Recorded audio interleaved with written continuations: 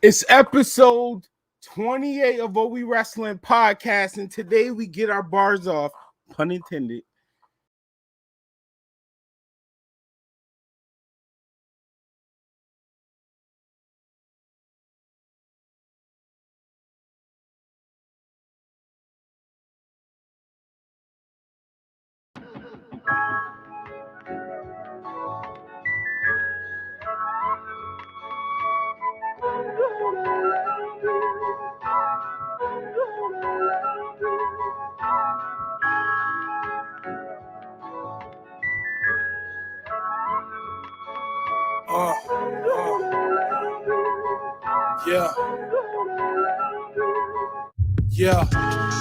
Words that I speak got them caged in. They can't live in this world that I was placed in. Making moves for the state that I was raised in. Gotta grind, no time for vacation. Hard drive full of crack that I create. But I don't expect you poop putts to relate. Oh geez, they told me there'll be hate. I told them I need that to be great. I got a good head on my shoulders. Do what I do to stay ahead of the vultures. Said fuck school, made my departure. With a whole 100 for the love of the culture. Going through the torture, just so I could get my baby Porsches. She gon' ride around that city gorgeous. Cause before that we gon' have a fortress. I'ma get my mama straight, we gon' have Obama cake. See, this world ain't supposed to be fair. Cause everybody got their own problems, fuck mine. I can't expect a single soul to care. This fucking pity party, you'll get it in time. Stay low, grind hard, never shit. Cause they ain't giving when they had it, that's fine. Just tell them niggas beat it like a snare. Cause everybody wanna be around you when you shine. Homie, assalamu alaikum. I'm about the peace, I ain't got time to hate. I ain't tryna beat them niggas kinda straight. But by the looks of it, a lot of people is. But that ain't my prerogative. See, I came through to etch my name in this stone. My aim ain't the throne. Cause most of these kings got crowns with fake stones. And got a little army but can't roam alone. Prisoners in their home, they team plotting to kill. Now you question who real. True intentions arise all over a mill. All over a flame, everybody can handle it. Niggas will lose your light, I won't find it until they candle it. Let them take your L, everybody bro. Wanna be around, just to still a glow. Get it how you live, who am I to judge? But give me no handshakes, it's never love. This world ain't never been fair. Cause everybody got their own problems, fuck mine. I can't expect a single soul to care. This fucking pity party, y'all get it good time. Stay low, grind hard, never shit. Cause they ain't giving when they had it, that's fine. Just tell them niggas beat it like a snare. Cause everybody wanna be around you when you shine, when you shine.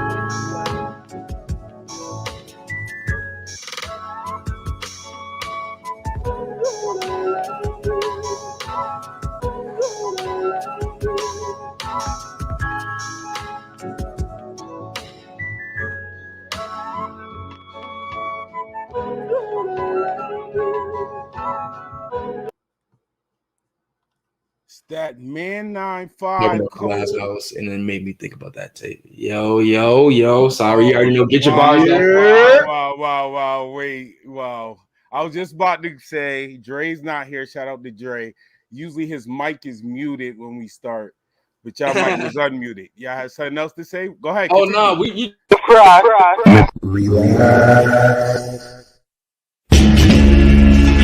Swirling mass. Yeah. Mic's up.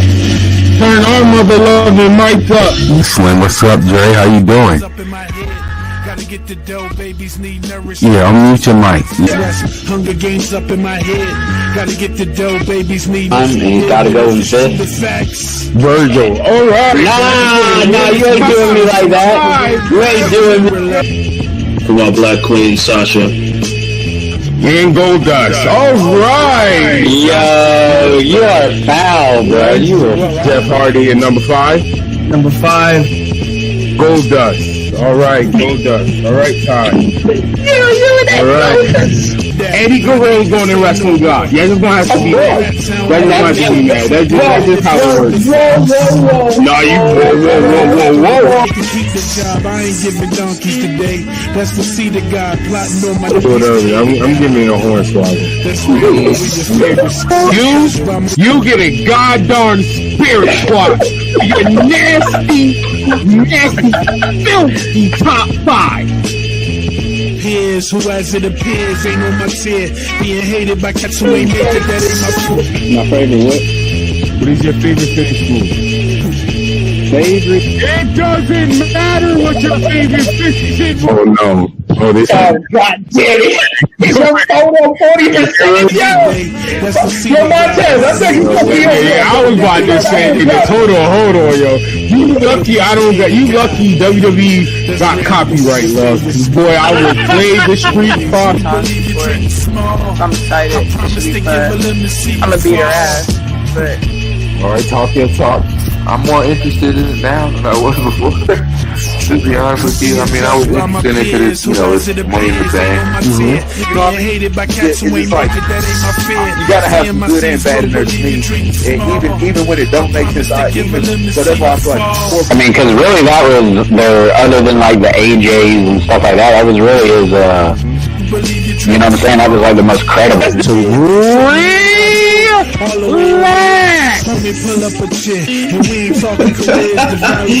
it goes right over my face too perfectly. That is funny. I tried.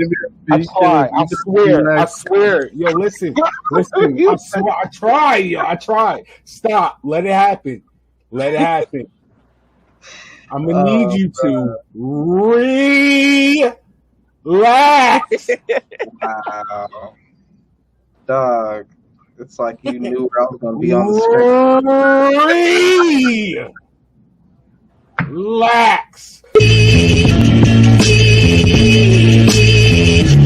Yeah, I'm good on that.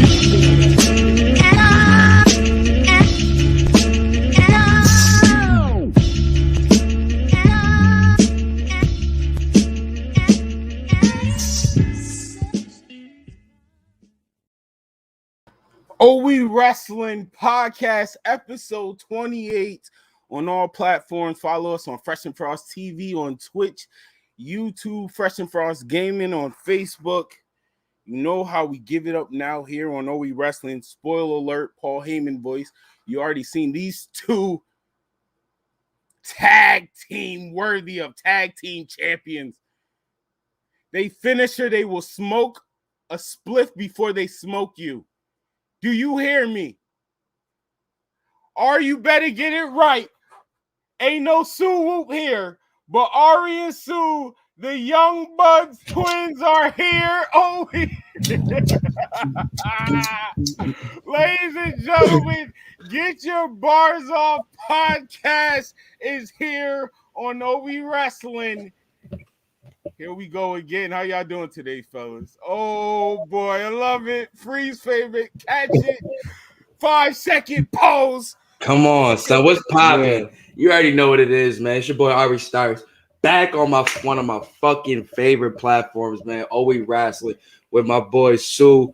Already know what it is, man. Get Your Bars Off podcast. We in the game. Shout out to my fucking boys. Shout out to Gino, Joe, and Lo. So can I get a 2 sweets? Yes, sir. You already know what it is. Yes. Yes, sir. WE Wrestling podcast. Yes, this is an all out of prediction episode. AEW is tonight. But before we get to AEW All Out in the card, now that I have mixed feelings. Well, not really. I'm just a little mad being a fan. But we're going to talk about that later. But let's have some wrestling chat, y'all. Let's start off with NXT. Huh? Let's talk about Vince and Bruce. Really Vince. Hold on. Really Vince.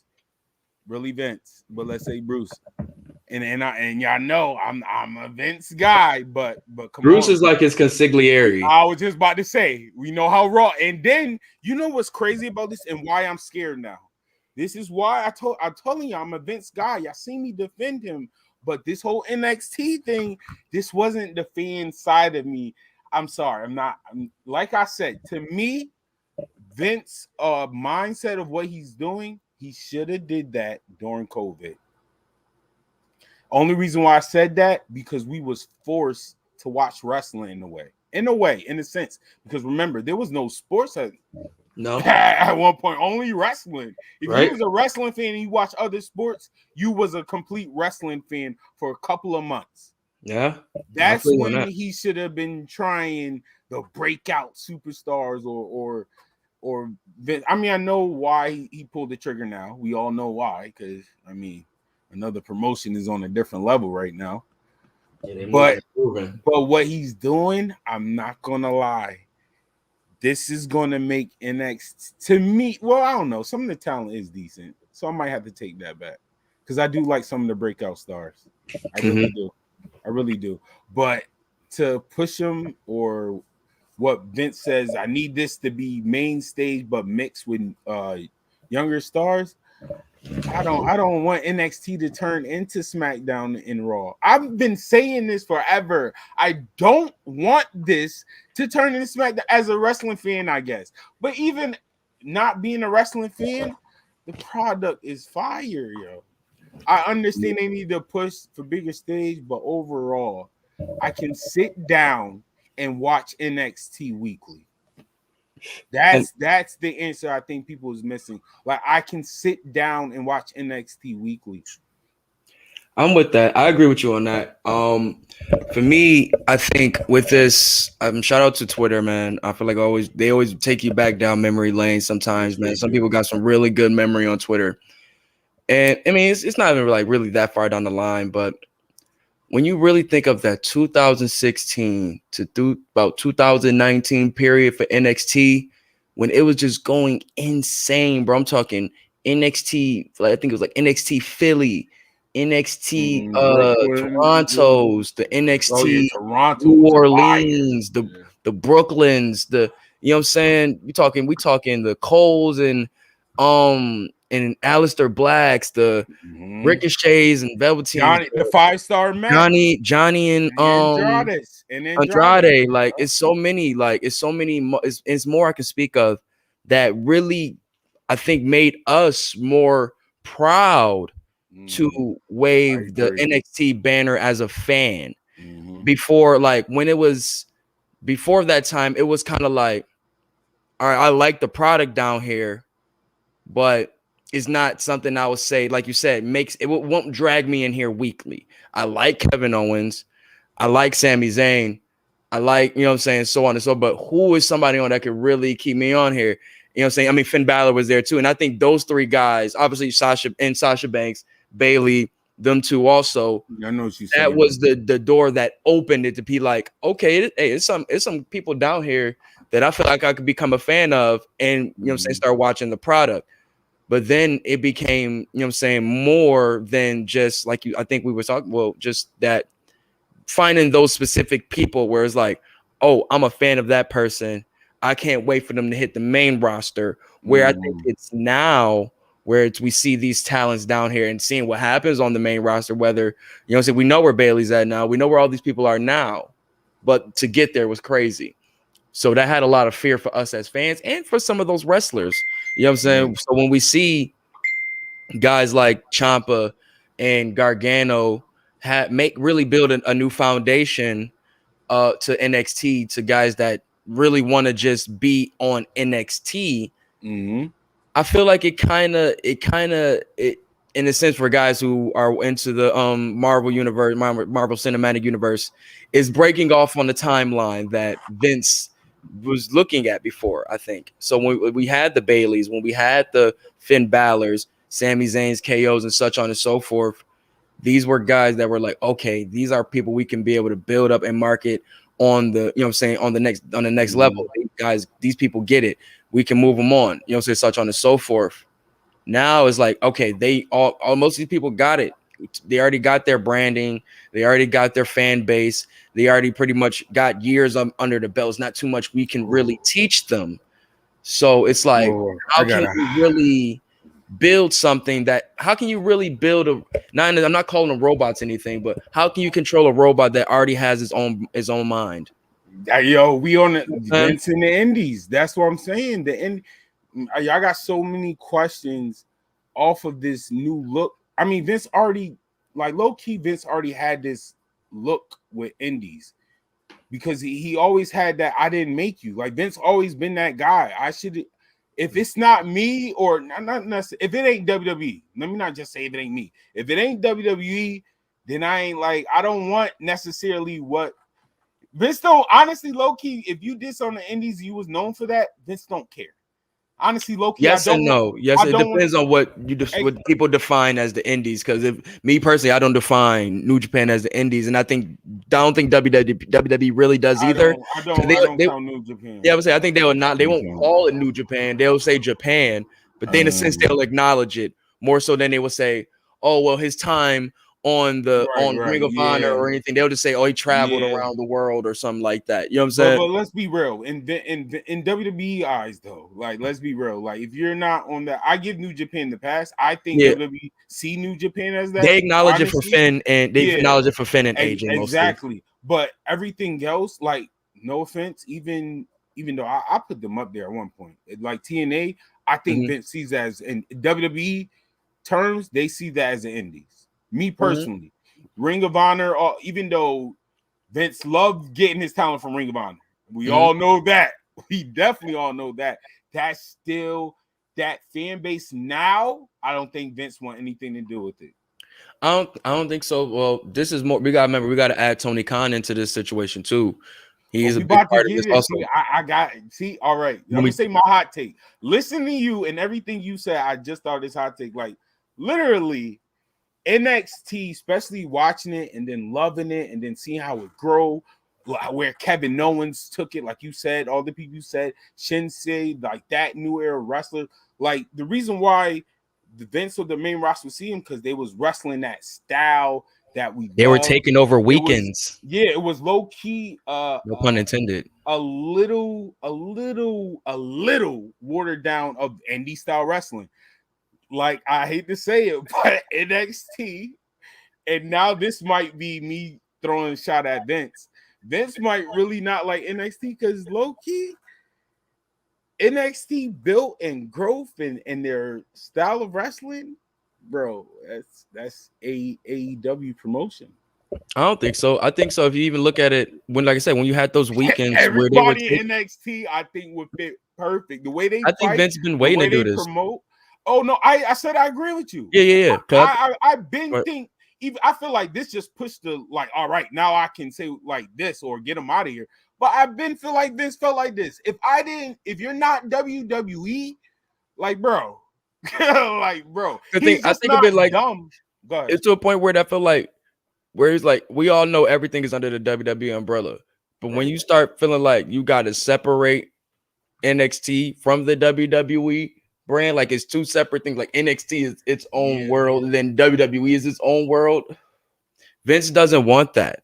Vince wants everything under the umbrella. When you see NXT, you still think WWE and what we represent. You know what I'm saying? That's why, not to bring it to the not to move forward. When I seen that sit down promo with sit down segment with Joe and Wade Barrett, and he was talking about building a standard, building a new going back to an old way, all of those things that he was bringing up in that promo with him. It just made me think, okay, they are trying to, like I said what I was saying with on our show, where it's like they want Joe to be the model, the leader of this new generation, to show, okay, this is how you build yourself up to be ready for the main roster. I'm a great example. You know what I'm saying? We know obviously injuries and all that stuff, but we know who Joe is all in all as a wrestler. You know what I'm saying? Take away his, you know what I'm saying, his main roster, you know what I'm saying? We know what Joe can bring to the game.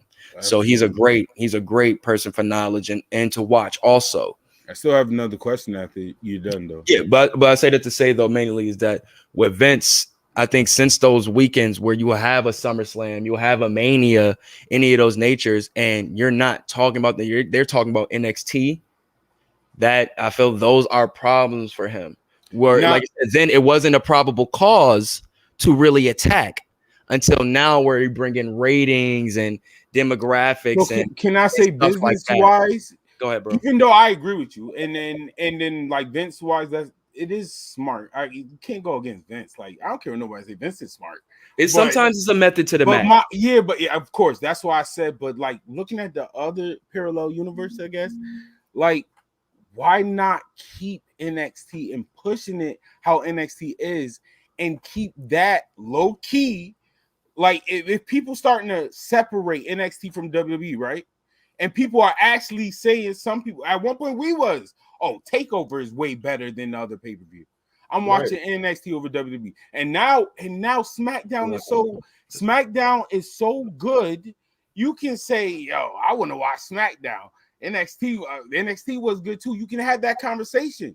So what I'm saying is, why not keep NXT like that and push that so you can get that set of low key? It's AEW now. It's really AEW because I mean a war is starting. Vince not gonna ignore it. We know how Vince works. He act like he ignore it, but he do certain shit. We already seen Becky Lynch, Brock Lesnar. He already snitched on himself. So I'm saying is, why not be like a 2-on-1 situation? Why not have fans? Because the reason why I say this too is you basically that's a strong fight towards AEW. You have the WWE marks, and the type of wrestlers AEW is indie fans. I keep telling people they like, it's other fans, but they're building other fans. Their indie fans is where they at right now. That's their main core. NXT is close to that. Indie fans basically is. So why not still have that competition, and then like the broad of professional wrestling? You know what I mean, with the stories and stuff. Why not put AEW in a 2-on-1 situation? That's all I was saying. I mean, I still agree with Vince or whatever, because why not build new stars? I'm never going to stop new stars from getting bread. I was listening to Smoke Dizza's podcast last night, and he had Wiz Khalifa on, and Wiz was just talking about his strands of weed. Yeah, you got Khalifa Kush, and they're making a new joint. I forgot what I think it was called, Yoda, if I'm not mistaken. And he was just saying that he wants people to appreciate the new strand, but don't forget about the strand that I built 10 years. It took me 10 years to get this shit off the ground. Right. So I want y'all to still appreciate that for, you know what I'm saying? Cause that was the, you know what I'm saying? That's the foundation. You know what I'm saying? But don't be hesitant to, you know what I'm saying, still go crazy don't be hesitant to still, you know what I'm saying, appreciate my new projects. And I think that's how more so Vince was looking at this, but people instead, they just were like, damn, this Yoda shit kind of slap a little bit more than this Khalifa Kush. I hear you, yo. Honestly, what you just said, I feel like relates to what I said, though. But no, that's what I'm saying. It's like, I'm just saying what Vince is saying, like, where it's like, it was a vision. He wanted to bring something new, find a way to build new talent, bring it to TV. But it kind of went, the people, they loved it too much. You know what I'm saying? Whereas it's taking focus off of what my main plate is. Not now. That's what I'm saying to you, Ari. That was the build. That's why it's a fire buildup. You brought fans to NXT. But see, he thinking it's just I know he thinks it's just weird how he's thinking about it, I guess. I know, and like you said, it's a method to the madness. But off of what you're saying, I'm saying that's still a perfect way to keep NXT popping. The reason why I say that is because now you have a show that we can't be like only NXT. I am waiting for SmackDown. Like, SmackDown is my number one. Mine's personally, SmackDown is number one for me. I'm gonna be real. I'm not mad at that. SmackDown is number one for me right now. That's another. Okay, and this may sound mildly contradicting, but with the Fox bag versus the USA bag, right? It's like, okay, I'm on this block. We've been eating on this block for years. Mm-hmm. I see new territory though. Let's go over here and we getting money over here too. And we flooding some new product over here too. That's a little bit more pure, a little bit more, you know what I'm saying? A little bit more potent for the streets. You know what I'm saying? The other block might be mad, but they have, you know what I'm saying? What I would say, loyalty to just how we've been rocking over here for years. So you gonna still have the loyalists that go to that block regardless. But if you want that new fresh shit though, you want to come over here on SmackDown. You know what I'm saying? The SmackDown block. But see, the weird thing is like they have another block where it's just as pumping, but they don't want it to be as pumping. Because say like they got all the young soldiers and the young trap. They just say, hey, y'all niggas just sell some booth shit down here, get y'all shit up just to get some money, right? But these niggas start finding ways to really, you know what I'm saying, finesse and get some money and get some ways to get it down. Maybe they know how to sell it right. They know how to talk. Yeah, word. You know what I'm saying? They know how to get the right. And they looking like, hey, this is not how it's supposed to happen. I just wanted to build y'all niggas up just so I could put y'all on one of these. Y'all doing too much. Y'all need to relax. Doing too much where these niggas starting to think now they can probably build their own trap. Now, when that starts to think, when you start to do that, we're like, nah, I'm good. I don't need to go to y'all shit. I'm cool right here. Nah, little nigga, that's not the system I've built here.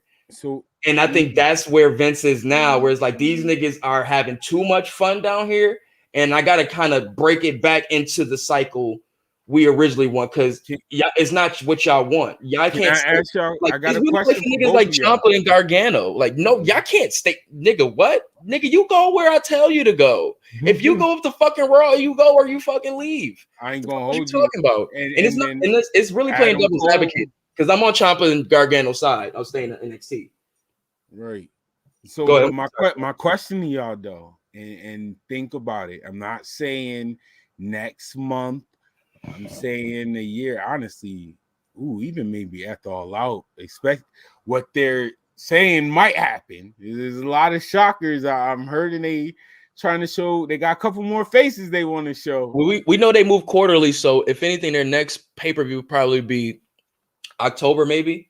Okay, so let's say the next pay-per-view. So my thing is, we're talking about Vince and WWE. Now, for the few wrestlers that's still there, with the few, they got a whole bunch of no. Let me finish. The few indie wrestlers, you're right. The few indie background wrestlers that's there, that's doing good. Now, I have to ask y'all: do you think Vince will start getting petty, or even, because some are not just we seen some of these dudes are really passionate about like wrestling. Like AEW, it's not. I don't think AEW could beat WWE, but like talent wise, like I'm telling you, the greats came from that indie background. They missed that shit. Like they missed that raw. That's why we hearing main. That's why I was saying to you how we hearing main roster superstars. Yo, I want to go to NXT. Why? Because NXT had that indie feeling. Well, those are wrestlers, and wrestlers still gonna love wrestling at the end of the day. You know what I'm saying? Exactly. But what I'm saying to you is both ways. Do you see this causing more problem with certain wrestlers with indie background on Vince's behalf and wrestlers? Me personally, I say no, because for one reason, you got guys like Sami Zayn. You got guys like Sami Zayn who come from the indies, raw from the indies, been all around. I think he looks. You know what I'm saying? I'll give you that. I think. And with the way people talk about him and his work ethic and the way he just his creativity, all of that stuff, and things that come from the indies, having a fresh mind and having to, you know what I'm saying, spice the shit up for different crowds, whatever. He's one of the best at it, and so is Kevin Owens too. And you know what I'm saying? I ain't gonna hold you. I agree on Sammy, but I'm telling people I'm gonna give it a couple months. But I think Kevin Owens is one of those people. I don't know. Like he was on commentary last SmackDown. I thought that was weird, but I'm telling you, they got to push home. But he's definitely one of those people. I think they like if they don't treat Kevin Owens right, like. Seriously, I see Kevin Owens leaving, bro. I don't know, but reason why I brought up Sammy though. No, I agree with you, Sammy. Because he's indie straight and people has a great El Generico, definitely one of my favorites. He has a great rapport throughout the main roster where people talk about his like everything he does. They love to work with him, all of that. And I say that to say where it's like I know it's more guys like Daniel Bryan. You know what I'm saying? You know what I'm saying? It's so many guys like that I feel it shows that they were destined to break out of those indies and be superstars, but still love wrestling though. You know what I'm saying? So when we see matches like I'm not that gonna triple lie, threat, that's why I love tag match, AEW. the triple threat ladder match with Sammy, Shinsuke, and AJ, Fire. fucking crazy. Oh my But the God. creativity in that match is the type of Yeah. things that can impress the guys in the suits in the back. You know what I'm saying? Mhm. But all the things in that too can also impress the fans and the wrestlers in the back also. So you got to have, I feel that's the thing where Vince wants that from his guys. Like, don't just settle me on just, yo, we're having great wrestling down here. What more things can you bring that's just, you know what I'm saying? So Like, perfect example, Daniel Bryan, like the back and forth, like relationship they have, and what you said, I feel like, yo, like Daniel Bryan not in my top 5, but to be real, like Home is damn near the perfect professional wrestler. Like when he went to WWE, he learned their way and somehow managed to keep the indie feel, but still play WWE style. He'll would you tell ever think of stories and Bryan stuff. Danielson being on reality TV? Bro, that's crazy. That's crazy, bro. But that's what I'm. But see, that's what I'm Yeah. saying with you, Ari. Be on that shit. He made it show. He did make it show. Look, he made it that shit known. Yo, that's a fact. He was the driest, sarcastic person ever. Yo, I thought Brian, when he came in, I loved him in Ring of Honor, so I knew what he could do. But when he was in the original NXT, I was like, oh no, Lance Storm. I see what you're saying with that. Oh, They were no. gonna Storm him. But shout out to WCW Lance Storm. He had hella titles. Hella titles. So I mean, it's not that bad. But it's not, man. But with me, it's like I just think you just gotta find the guys who are willing to step outside of their comfort zone and you know what I'm saying, just really step it up. And I think guys like, I mean, even though he, you know what I'm saying, is reported he's a free agent, but guys like the Adam Coles, you know what I'm saying? Guys like the, you know what I'm saying, LA Knight, you know what I'm saying? I feel like I see so much. LA Knight, I honestly, you saying names. Even Cameron Grimes, I see so much potential with him. Like it's guys like that I feel they're gonna, but not even look at like, okay, no, these are guys we want to move. But not even the potential part. The people you saying, I see the loyalty with the WWE. Mm-hmm.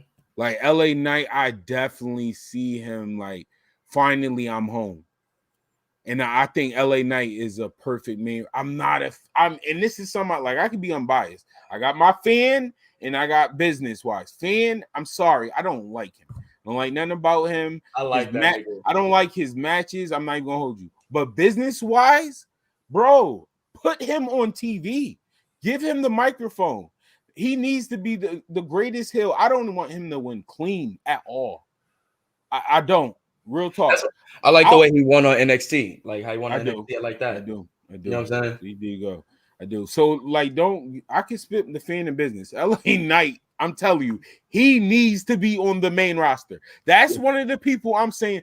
There's no way you can mess him up. That's how I feel. I feel like he's low key a WWE guy. I won't say a WWE guy, but a guy that fits the WWE system. All right, the system. Okay, because he was what he is in what Impact used the same way. Yeah, what Loso used to show me of him in Impact is the same way. He was the same way, but even then, I was saying that. Like I'm like, yo, like, bro, he's the one, and I didn't like him then.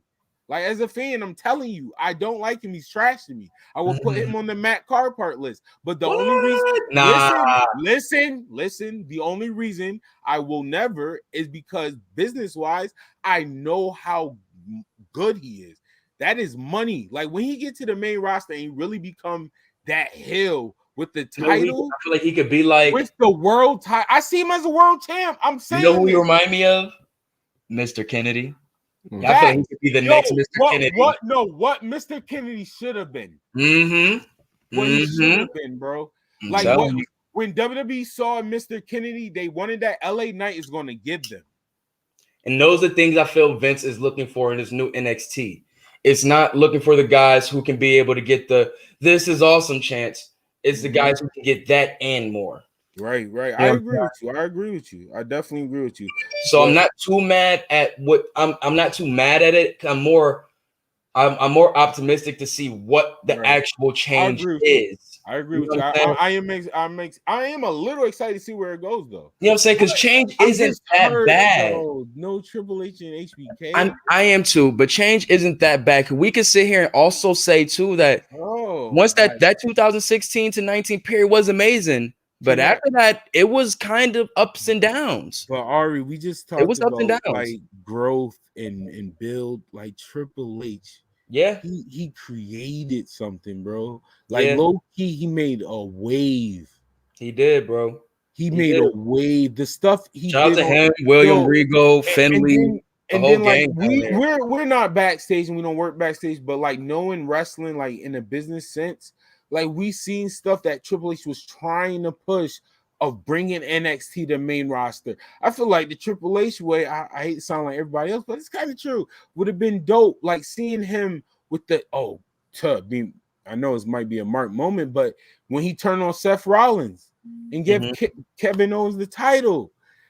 Then Seth came to NXT looking for that nigga. Oh my gosh! Like, he came to NXT looking for that nigga. The takeover, right?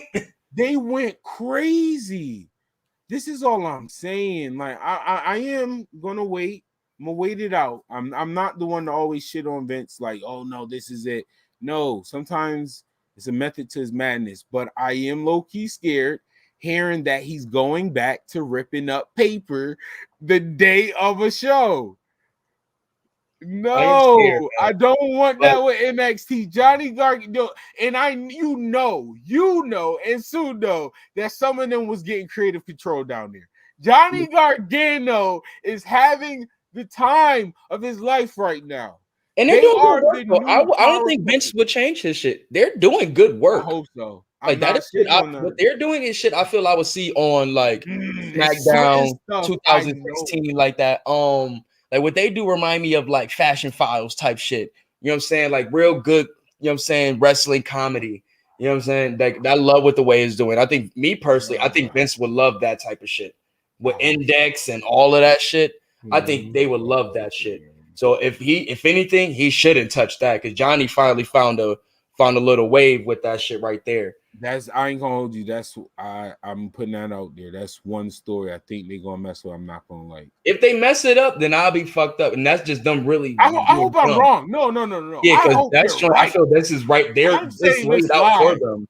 Like, I hope I'm wrong. I hope I'm wrong because I'm a fan of the new power couple. But me personally, I think you can sell Vince on this Index. This is right in Vince's weird ass alley of like, I think Vince might be on the low, like one of them like psychological horror film type niggas. Like he's the type of nigga that loves like the original Psycho film shit like that. I feel like he's one of them niggas. I think he's gonna love Dexter. That's what I'm saying. I think he would love the whole Index. I think he like it because it's helping build up Austin Theory too. Well, Austin Theory's not even on TV right now. Austin Theory. He ain't even on TV. I think he injured right now. No, yeah, but every chance they get, they put Austin Theory on TV. So I ain't gonna hold you. But my thing is, I think Austin Theory. Just I think with NXT and for the future though, for the guys that still love the product, with people that still love the product, you still will have your core wrestling. You gotta remember, like you said, this product is more so for that 18 and up. You know what I'm saying? Demographic. Yes, you got kid fans in there, but the most say that now I'm really scared again. But the reason why I say that is because you can't even handle 36. I think you can be able to keep guys like a Ciampa down there. You can keep guys like a Kyle O'Reilly, Roderick Strong, you know what I'm saying, so on and so forth. Well, maybe not Kyle, but Roderick Strong, stuff, guys like that who her gimmicks are more, it wouldn't be aimed for kids. You know what I'm saying? Like Diamond Mine is not a kid gimmick. It was not a gimmick that most kids would get. That's more of a teenage and up. You know what I'm saying? Like the kid that be in a boxing class or karate class, or you know what I'm saying, or adults that are, you know what I'm saying, that just love MMA fighting and shit like that. Diamond Mine is for them. You know what I'm saying? Trying to think more things. Imperium, like that's more for more serious wrestling fans and such like that. And I think for the more serious wrestling fans, those wrestlers will be down there for NXT for you. But the guys that they want to feel they have a little bit more for a more broad fan base, they will bring to the main roster. And I'm not mad with that because we want more good variety like that on the main roster at the end of the day. We just want it in a good direction and being moved in the right direction. We don't want the sauce being fucked up. We don't want too many hands in the pot. You know what I'm saying? Yeah, because I will admit, I am one of the fans that lost the hype on NXT people going to the main roster. But I have a question. There is one superstar. It's crazy you said this. It's been a while since I felt like this. There is a superstar I do need to see go to the main roster. Who? Walter. It's time. Yeah. But let me just get at least a good 6 months, maybe a year on NXT TV. Like we haven't seen him on NXT TV that many times, bro. And I've been waiting for this for a long time. But I do want to see Walter versus Joe. Hold on, you might have something. If you just give me that, and move him on.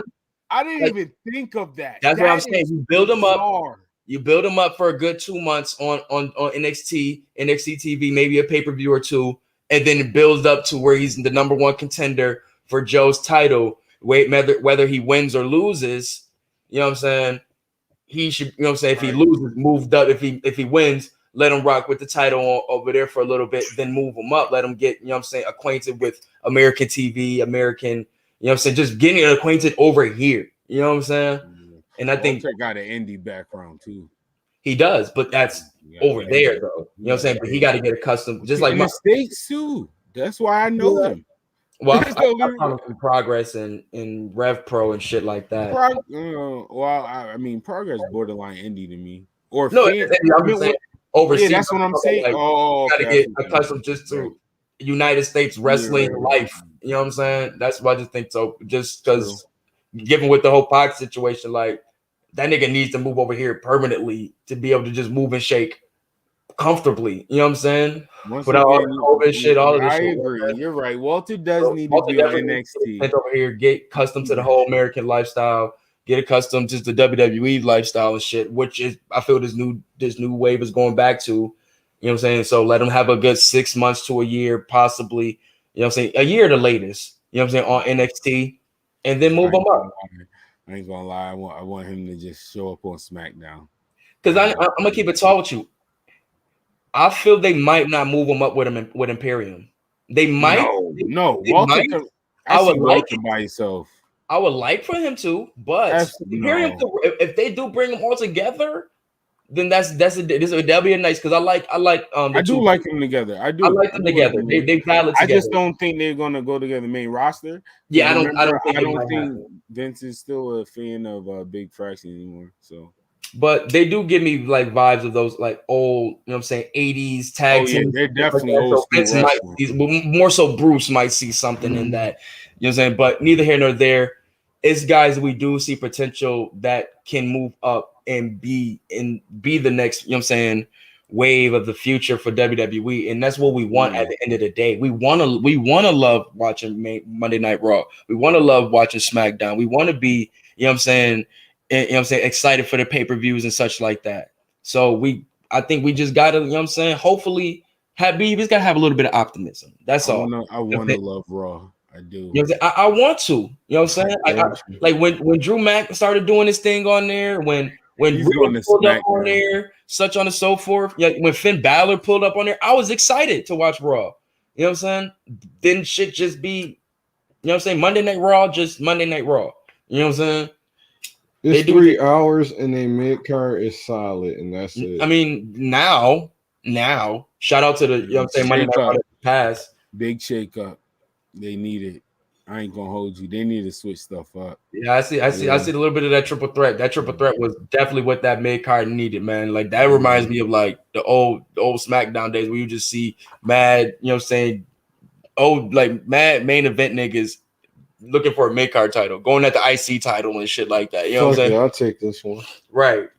But but not bad. Yeah, I'll take this. Fuck it. You know what I'm saying? We out here. But no, so like I said, I'm not saying I'm gonna sit here and say happy. Just hopefully, you know what I'm saying, H can still have some type of hand in the situation. Like hopefully this is just not like them. Hopefully it's more so Vince overseeing than controlling. You know what I'm saying? I wouldn't be mad at him like peeking over the shoulder a little bit, other than, you know what I'm saying, sitting at the table with them. You know what I'm saying? That's all. And if that's what we got to be with, and I guess I will have to settle with that as a fan. I will have to. I mean, what the fuck can we really do? You know what I'm saying? We're gonna have to see the product and see where it goes from here, and we'll have to judge it from on there if it's working or not. And once again, we got to remember that 2016 to 18, I mean 19 period and how great it was, but also remember the ups and downs after.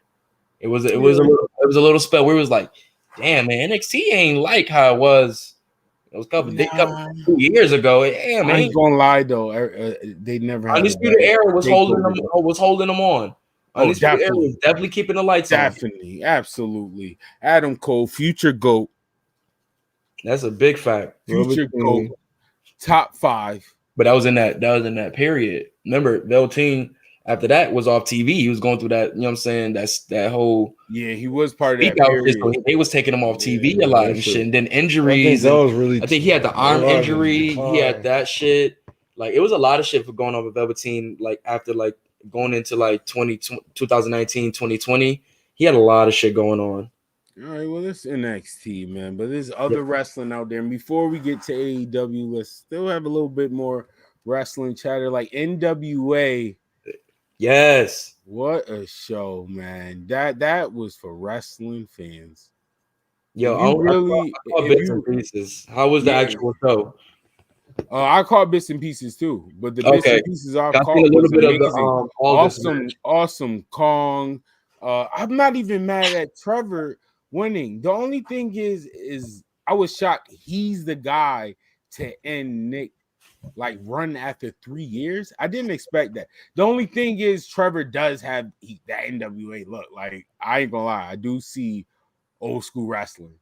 I did. 80s, but yeah, I agree. That be some of these companies' problems, man. They be too stuck in nostalgia. I agree. That part we agree on. I feel like he shouldn't have been the guy to. I don't know. People say he put in his work. You know what I'm saying? Whatever. Of course. But man, when I know niggas like Pope is around there, like I'm sorry, maybe I'm just biased, but you already know I agree with you. You already know, right? Pope is still that boy to us, man. I'm not gonna lie, fan moment. My fan moment of the night, other than Ric Flair, because he's in my top 5. I'm not gonna lie, Awesome Kong and Gail Kim. That was a moment for me, bro. Shout out to Awesome Kong, man. Like that was a moment for me. Unintended, man. Awesome career. You know what I'm saying? Like when people try to say Stephanie and I wish Dre was here because he'll probably cuss me out. But when they say like Stephanie and Sasha and them and Bailey and them started the women's revolution. Gail Kim and Awesome Kong rivalry. Go to TNA, man. You go to legendary. TNA. The mid 2000s. When I seen Gail Kim, because I remember Gail Kim from WWE, and I remember when she first pulled up to TNA, top 5 dead or alive. You feel me? That. And when Awesome Kong pulled up, it was a different. Like when Joe pulled up and Awesome Kong pulled up, it was the same vibes for both of those divisions. Energy. I'm telling you, I had a fan moment. A shakeup of just destruction. I ain't gonna hold you. I was saying that one more match. So well, bro. I was that guy. One more match. I ain't gonna lie to you. I was that guy. But yeah, they put like I said that. So to know where where Awesome came from and where she's at now, and was still moving and grooving. And man, I wanted her to be in AEW so bad, man. But she was going through her shit and such.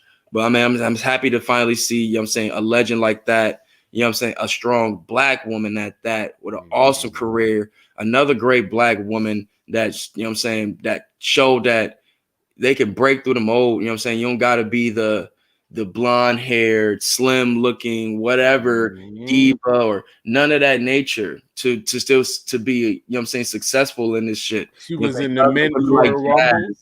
Shout out to women like Jazz, but shout out to women like, Awesome Kong that show you can be a fucking monster in this shit, yo. You heard?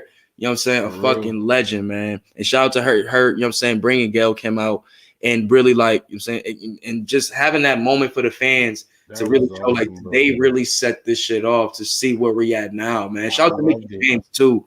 what I'm saying, to really for that empower that was before the night before too. You know what I'm saying? A lot of women from AEW, NWA, it was a lot of women from a lot of companies that was over there putting in work, man. And to see that happen the next night, great culmination. Great culmination. And Ric Flair's speech. Ooh. Boy, man, that was a Hall of Fame. He kept it funky though. He kept it funky with that thing. I'm not mad at all. He was like, I'm gonna thank Ace, I'm gonna thank Taker, I'm gonna thank Sean, I'm gonna thank everybody that really helped me up. If you seen that 30 for 30 documentary, bro, and you know his path in that O2 when H brought him to Evolution and the way he was promoting them and pushing them and all, I understood everything he was saying. If he didn't thank them, it would have been fucked up on the low. Yo, low key, I was like, yo, this is why this man is not leaving my top 5, because I had another wrestling moment. It made me appreciate where wrestling is right now. To get Ric Flair, Ric Flair, where he started, or like he's known for really originally. His home, like you said, his home, and then bro. He's talking about a whole nother promotion, and then the show itself got superstars from. I'm like, bro, wrestling is where I thought it would never be. I thought I'd never see him in step in NWA ever again, bro. Who thought you would see him ever leaving WWE? You know, like Triple H was just like a little fantasy dream. Like, oh, well, okay, that was cool. That was crazy to see. But this, this is, like you said, that's a wrestling moment, bro. Like, for real. Like, low-key, him saying the name of Triple H and Vince is like, yo, on a whole nother stage, it's like, yo, where wrestling is at, bro? Come on, Vince. Just come on. Just legal deals. Like, just do deals when y'all win. But I'm just saying, Rick has such a crazy, such a long story career. It's like it involves this and to bring him back here. If it wasn't for Vince, we wouldn't see Rick on NWA. You know what I'm saying? Yo, that moment was beautiful. Him on another promotion, and then all the people he relate to or connect to that's on different promotions, like what chances he might show up on AEW, and then his daughter being on WWE, or with his son-in-law. Oh my god, his son-in-law. The Randy Orton line where he was like, "Yo, I wanted Randy Orton to break my title." Until the Queen broke. I mean, to the Queen got 12. And I was like, yo, Randy really is like one of the ones to these legends, yo. They really fuck with Randy heavy. It's like the legends really gave him the name the Legend Killer for real. For real. Like they wanted him to end our career. Respectfully. Yeah. Respectfully though. But nah, son, that was such a great promo, man. He let it in. The Ric Flair way, you know what I'm saying? Just raw from the heart, you know what I'm saying? Came out to, I'm not sure. I wish we had, you know what I'm saying, Dre or Cole old ass up here to let us know if that was his original music from back in the day or not. But other than that, man, that was such a great moment, man. Really, really great promo. Like I said, man, those were the two big things for me. Just him really giving it up to the people that helped him and got him up and healthy, and giving him his confidence back in the wrestling game, and talking about, you know what I'm saying, being lied to, saying he just wanted to sit back and they had him wrestling and all that. You know what I'm saying? And like always got stories. Taker, remember that was the Mania match. HBK, he's saying, you know what I'm saying, shout out to HBK for carrying them. And the people that helped him, like literally carried him and made him look like a star when he was fucking like 50 something, you know what I'm saying? Like 59 or something like that during the times.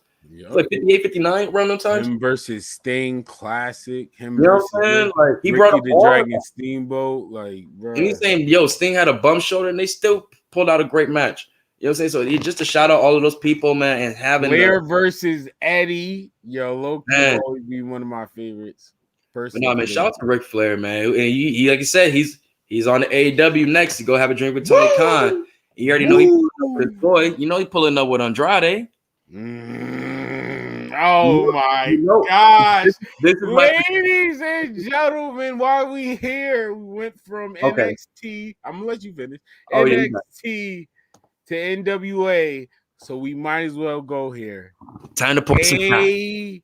AEW All Out. But before we get in our predictions of the card, we can build up. We can talk about stuff we think are going to happen. Who's going to show up?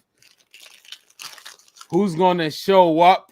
I'm letting y'all know right now. Hold on. Put the camera on me. I'm saying this live. I'm saying that you can find this on Spotify, iTunes, all platforms where you can find your podcast. I love wrestling. I watch all wrestling promotions. Now, this is my fan side speaking to you. Y'all know I'm Team Vince. I don't care. But if Adam Cole goes to AEW, I am all in. I am all in. I'm going to buy whatever t-shirt they make that day. CM Punk didn't even make me say I'm all in. But if Adam Cole, the original elite member, let me say that to y'all one more time so y'all understand. The original elite member before Cody. Shout out to the Dream Team. And Marty Skrull. Oh boy, that's Shout out to the Dream Team. Oh boy. Oh God, don't let forget about that. Don't let the lights go out. What Marty is right now. I ain't see him on ROH either. They fired him. They wouldn't fire Marty. I don't think they fired him. ROH would never. Or something like that. I remember he was like, went to be there, did Booker or some shit like that. But I think he ain't doing it no more. I'm not sure. I haven't heard from Marty any news on Marty. It doesn't matter where Marty goes, he's going to get a reaction. But yeah, man, what I was saying, I forgot what I was saying before. But anyways, fuck what I was saying before. But shout out to Britt Baker, yo. One of my favorite. I'm telling you. I'm telling everybody. Favorite human beings. If Adam Cole, if Adam Cole goes to AEW, please AEW. No, but pull the trigger. No, that's not what I was talking about. That's not what I was talking about. I'm talking about me, though. Me personally. I know. I'm talking about the troll move she pulled on Dynamite today, where she was like, yesterday when it dropped, but she was like the hottest free agent has just signed to an extended deal with AEW, and it's me. And I was like, yo, this bitch is a wildin'. Because niggas know that's her. This is Shorty. So I love you know what I'm saying? I was like, hey, yo, she is a wild woman. I know Cole was sitting there like, hey, yo, don't be. Ooh, I'm telling you. You wild. I'm telling y'all. If Adam Cole signs AEW, please make them work together. And I'm an Adam Cole fan. He could play back burner for a while because he supported his wife. I think they would not like back burner. I think have them, give her some, keep her shine going because Adam Cole's gonna have his shine in AEW. Yeah, you can have them moving separately. No, I ain't gonna hold you. No, I want the job. I'm telling you, I see. No, I'm saying let her shine, do her thing by herself. Oh yeah, let Cole by himself. You don't have to have him as a pairing yet. Yeah, you can let it happen naturally. You know what I'm saying? Yeah, I want to happen naturally, but I ain't gonna lie, I want to happen soon. For a good time. I want the Adam Cole and Britt Baker combination. Yo, I'm telling you, I think their energy is going to be crazy as hills, bro. It's gonna be them. I ain't gonna hold you. Them together are gonna be the new undisputed era to me. The shit talking alone is going to be crazy, bro. Yo, you can tell, and she's been admitting it. She's been learning from her husband. She has been paying attention because, like you said, the false Adam Cole, like, come on, bro. She is getting good. Did anybody know when Brandy coming back? Anybody got any news on that? I'm not a fan of Brandy. I'm not saying that fan or not, but if Cole and Britt link up, The only people they facing is Cody and Brandy. I ain't gonna lie. I'll take it. I ain't gonna lie. I'll take it. Yo, that's what I'm saying. You know what? It. It's gonna. You know what's gonna remind me of? Nah. If anything, that's like a dynamite like match to build up for that. You know what I'm saying? To show like they're a good pairing and like so they can fight. You know what I'm saying? Type things like that. But for anything, that feud will remind me of Miz and Maurice versus Nikki and Cena. And how Nikki and how Miz and Maurice was clowning Cena. Yeah, they dressed up like them. Oh my god, clowning, bro. And I mean, I never seen Maurice that funny in my life, bro. I swear to God, I want my woman to be on shit with me like that. Like, yo, that's why I think Cole. I'm roasting a nigga, roast his bitch too. Like, I could be wrong, but I'm telling you, I think Brett and Cole got that type of like, who are you? They can move like a like that. Who are you? Better Triple H and Stephanie of '99. Oh wait, I combination in the sense that Britt can actually wrestle. Yeah, have a reason for holding the woman's title. I ain't gonna lie, Brett. If Brett keep going, she's gonna be way better, like performance wise, than Stephanie at that time. Oh, she's better than her. But I'm telling you, they combination like Steph was good. No, I said that's why I said. Let me tell Steph be shutting the crowd down. I was about to say, Steph know how to fuck out of here. Yo, Steph rebuttal game crazy. Yeah. A word voice base rebuttal game crazy. I miss Steph on the low. I miss Steph on TV on the low. You know, I got a question. I got a question. SmackDown, she be cool. I said Adam Cole. I got shown. Well, I hope showing up. I said this to Sue when we found out about the Andrade and Pac cancellation. That I need somebody to show up that night to kind of. So that's my question. This match is not there. So who do y'all think it will show up tonight? If it's not Cole, Daniel Bryan. I like the Marty Scurll one. Buddy Murphy. That would be fire. I'm saying I'm hearing Braun Strowman, but I'm hearing Impact news with him. But I want to be Buddy. I heard Impact with Braun Strowman and Buddy. Yeah, but I won't be surprised the AEW call don't come too. I feel the and they work. Might not be Ruby Riott at That would be fire. I think we're gonna get her. But I think we're gonna get her at the Queen's show. That would be the Queen's show. If you look at all of her videos, is Orlando to NYC on the ticket. You know what I'm saying? I ain't gonna hold you. They should pull the trigger now, like a surprise. If so, I wouldn't be. Just because I think the initial fan reaction would be better, and then give her a match on the Queen. Because the reason why I say that, because knowing that Jade, for me personally, I don't think Jade is in this right space yet to be in the title contention.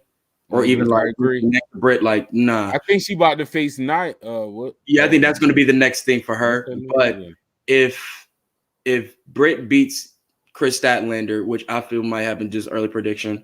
Absolutely, that will be the time to pull that trigger and bring Ruby Riott out, because people gonna be like, "Well, shit, who's next for?" If it's not Chris Statlander and she beat Nyla Rose already, Jade's not really ready because we haven't seen her in that many matches. Who would you have next to, you know what I'm saying, face her? And I think Ruby Riott would be the next best choice for them. So I think if you don't have her pull up at Queens, you know what I'm saying, on the Queens show, which is on the 22nd, which is not too far, it's only a couple weeks after. So, you know what I'm saying, you could still pull the trigger then. But if they want to do it early, I can see that happening at All Out. Like I said, just pull the trigger All Out, let her come out. But the title, I feel like it might be. She don't even have to hit nobody. Just come out at the end of Britt Baker match, and then that's it. That's it. What if Thunder Rosa wins this Casino Battle Royale? It is Britt versus Thunder Rosa 2. So you might have to hold off on it again. Wait, do they have a mystery person in their Casino Royale like they do with the? I'm not sure. I'm not sure. Do you if you pull up the card, Sue? I'm not sure. I don't think they do though. I haven't seen anything about it. It didn't say anything about. But you always have the Joker, and the Joker can be a surprise. If It can't be a surprise. My surprise for me, I would like to see in this joint. I'd like to see Mickie James pull up. I know she's not wrestling, but I'd like to see her just show up for this. That would be dope. Just knowing that she, what I'm saying, her name is ringing bells right now, what I'm saying, with the whole Empower shit and just women's wrestling. It'll be good to see her make a little showing in there. Jessamine Duke. Is she? I don't know what the fuck I haven't even seen her. She was released. I know. I mean, or was she even doing anything on NXT though? Well, honestly, let's get to it. Like the 21 woman casino battle royale for future title shot. Who y'all got winning? Like I said, I'm going with my number one is going to be Thunder Rosa. But after that, I'll probably say if Jade's in it, I got Jade. I'm not sure if Jade's in it or not. We on the same page. If Jade is in it, I got Jade as well. If she's in it. If honestly, we got the same people because they've been highlighting Thunder Rosa. Or what's the girl that's with Orange Cassidy? Chris Statlander, she's gonna be in the title match. Oh yeah, that's right. Okay. That's my girl. Fuck with Chris Statlander. I'm an underdog fan, so I'm going for Big Swole. I'm not mad at that either. Oh, I like that. I'm not mad at that either, though. Dead ass. Like, dead ass. Come out of nowhere with it. Nobody needs to win. Big Swole needs that fucking shot, bro. Big Swole need her motherfucking. Big Swole need her motherfucking. Her part 2. Like, for real. She got a cinematic match. Now, let's get that shit popping in the ring. For real. Her and Britt Baker need that. Real talk. No, real talk. All right. Well, hope they saying it's the pre-show match. I know things has changed since. We'll talk about it. Oh gosh. Up next, Paul White versus QT Marshall. I got a hot take on this one. I don't even think Paul White's going to wrestle. I think he's going to be DDP versus QT Marshall. Why you think that? Because QT keep doing the diamond cutter. He gave him that really exactly. That's why I think this is the one DDP's going to show up, and he's the heel right now. Why not? And I don't think Paul White's going to wrestle after what happened tonight. He did get beat down, but with the whole Billy Gunn thing, that came out of nowhere. Like what? That was really weird. I feel you, and I'll be doing the same thing too for us. But I feel like he is going to wrestle, and it's going to be a tag team match. Yeah, I can see that. Billy Gunn and QT Marshall versus DDP and Big Show. I can see that. I can see that. Yo, you getting your bars off, yo. You getting your bars off tonight. That was such a weird thing, though. Like, why add Billy to the shit now? Like, just giving him something to do. He probably like, well, that's why I think Paul White not wrestling. Y'all letting these niggas press you onto fucking spots and shit. I'm telling you, I think it has something to do with Paul White. That's why I think Paul White's not wrestling. These niggas getting pressed into fucking TV time and shit, man. Pressing these niggas and shit. Like, this ain't the 90s, nigga. What the fuck? Niggas bullying niggas for TV time. Like, what the fuck? My God. Big Billy up in this shit. Fuck is you talking about? You heard? Like, Big Billy. Big dog. Shit, you heard? Hey, big dog. You feel me? Niggas right here on the card, it says John Moxley versus I don't know. Kojima. I forgot what his last name is. Satoshi. Yes, but I mean, I remember like when I started watching New Japan, he was usually always when like Wrestle Kingdom happens. They were always in like the New Japan Rumble, which was always like a bunch of like mid-carders and old niggas. And he usually was being in that shit or like, you know what I'm saying? I never seen him in his glory days. I just don't see Moxley losing.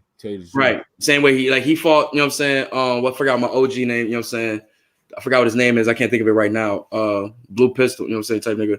But whatever his name is, fought him on NXT, I'm on AEW. Solid match though, really solid match. So I feel like Mox is definitely going to try to get them to bring out their glory days of the 90s and such. So definitely, if anybody get a chance, check out a lot of his matches are on the Kojima's matches are on a lot of his 90s matches, things like the All Japan, early New Japan matches and shit like that. Check those out on YouTube if you just want to get familiar with like what his style was and what, you know what I'm saying, Moxley is trying to really like present to the people in this match. You know what I'm saying? So I'm with it in that sense. I'm but with it because it's gonna be strong style. right, and it's like I'm it's a one of fan of those that. free matches for just like these type Once of matches. again, I'm telling you, they do it for the indie crowd or the This, wrestling. this is for the older fans. This is for the older fans. I give AEW credit. They really Right. do try to take care of everybody. I really do give them credit. And that's what I'm saying. But this is something like I said for the wrestlers.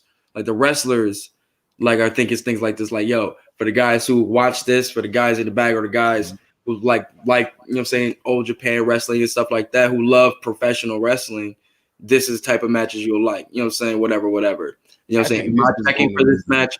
Probably not. I would have seen my boy Daniel Garcia in this spot right here. But that's another fucking story. Talent shit. I thought you was about to say the FTW champion. Nah. Daniel Garcia is really like one of them niggas coming up right now, bro. Him and Moxley need to really like get it shaking like how him and Darby did. I'm telling you, bro. Daniel Darby coming up too. Darby, former AEW TNT champion. Well, the AEW TNT title is on the line. Mero versus Eddie Kingston. A match I didn't think I wanted to see, but I'm all for it. I've been missing all the like little build up for it, but I don't give a fuck. I just want to see this. Yeah, match. I was just about to say on paper, I'm all for it. Right. They have to show me shit to sell this match for me. I didn't. Who y'all got though? That's tough. This is tough. I'm not gonna lie. This one is really difficult to pick, yo. Because Eddie, I can see them wanting to push Eddie Kingston, but Miro is doing such a good job with the title. He's just doing such a good job. Like, I'm a fan of the TNT title because of Miro. I'm not even gonna lie. He's just really destroying people. I am a fan of that. That's my thing, though. It's like, but is it when is it gonna be time for him to move up to? Remember, he said I'm not gonna hold you a younger. Title, though. He's gunning for that world title. So when is he going to start gunning for it? Okay, I guess it is Eddie Kingston because I wanted to say Eddie Kingston still kind of fit the description. I wanted to say like one of their, not AEW stars, but one of their originals, like low key Brian Cage, yo. Like, I'm gonna keep putting that out there. Brian Cage is not being pushed how he should be pushed. This man is a monster. Yeah, they need to get him out this FTW storyline. Yo, Lucha Underground. Tonight with the last. I said this in the chat. Lucha Underground is the only promotion to me that pushed this man properly. A monster. Look how this man is built like, or even built stronger than Brock Lesnar. Not chill out. Well, close enough, bro. Like, this is not a small human. Like, this man is different. You know I'm a fan of the Beast. I agree, but come on, this man is up there, bro. Nah, he is. He's a fucking. And he can still wrestle, like, bro, like. And that's the thing. That's why I wouldn't be mad if Miro wins, because I would love to see that Cage and Miro. That's match. what I'm saying. That's the only thing. I think Cage should be the person, or somebody along Cage, like a day one like, in my eyes. If they save it for the Queen show. If after, you know what I'm saying, say Miro wins, you know what I'm saying, so let's say it's the second now, so 20 days. It's 3 weeks. Fuck. So they're gonna move that. They're gonna pretty much treat that like a pay-per-view in a sense. So right, you could build it up. You know what I'm saying? The FTW storyline, bro. I'm not a fan. I want Ricky Starks and Brian Cage just away from that title. I want him and Ricky Starks just away from. Why is this dragging out? Like, why? I love Taz, but just keep Will Hobbs and hold him down and let them two niggas go. It's done. Who you got, Sue? Miro or Eddie Kingston? I think I'm sorry. I think I'm gonna go with Miro. Sorry. I'm gonna go with Miro. Just because I want to see Cage take it from him. I see. I agree. I'm glad y'all can see where I'm coming from. I got Miro as well. I want Miro, but I'm not gonna lie. I can see them giving the title Eddie Kingston. Yeah, because he can use a. Let's be real honest though. L wouldn't hurt him, but he can use it. He can use the title, bro. And what real you see like Eddie Kingston beating a nigga like Miro?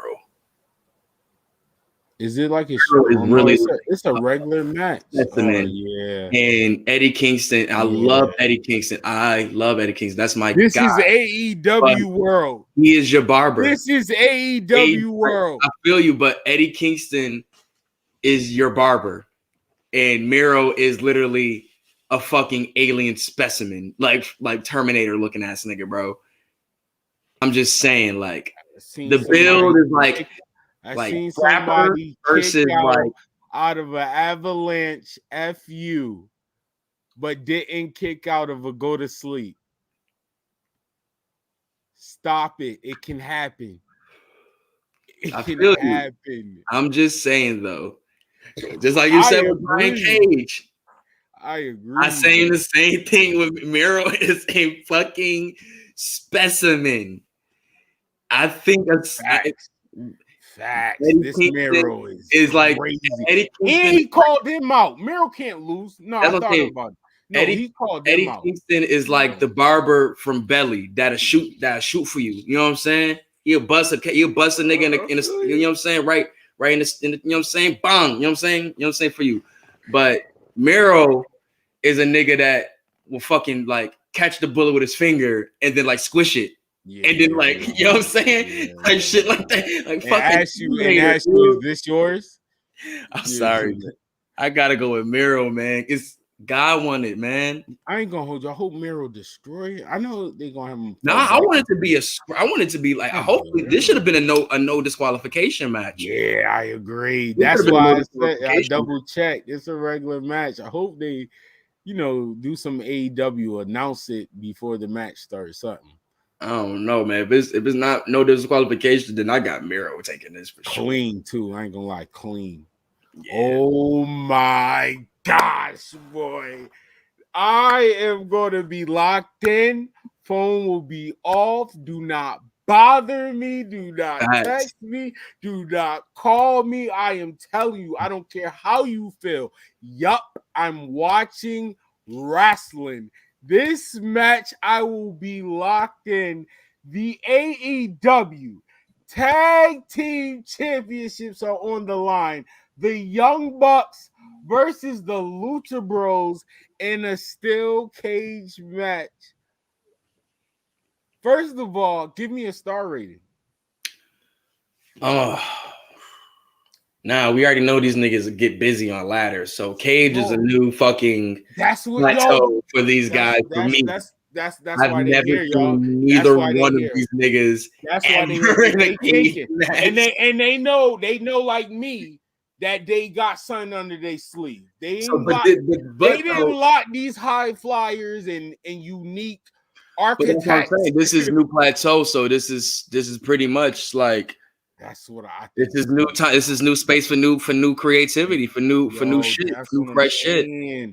But these are people that can make fresh shit on the go. I'm gonna keep it tall. Let's not try to mix up the game too much. It's a steel cage match. Like when we seen how some things could be simple and still be amazing. AKA fucking Cody and Wardlow's cage match. Yeah, amazing match. Definitely. Very simple. Nothing too crazy. You got one moonsault off of there.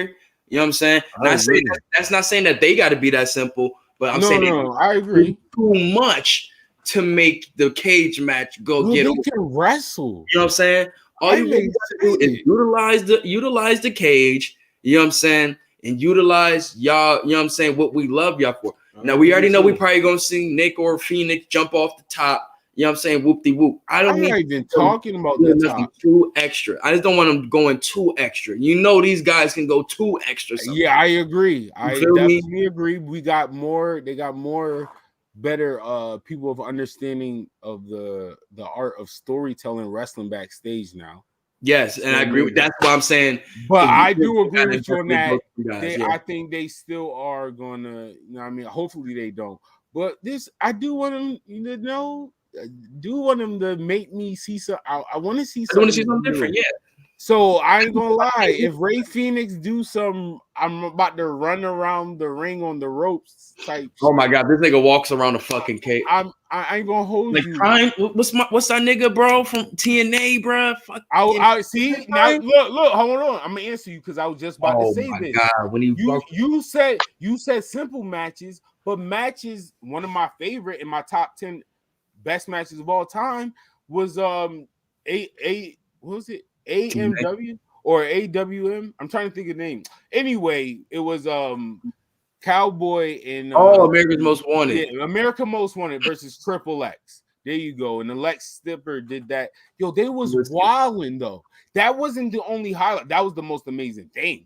But that wasn't the only highlight. That's what I'm saying. I can agree with you on that. Sometimes,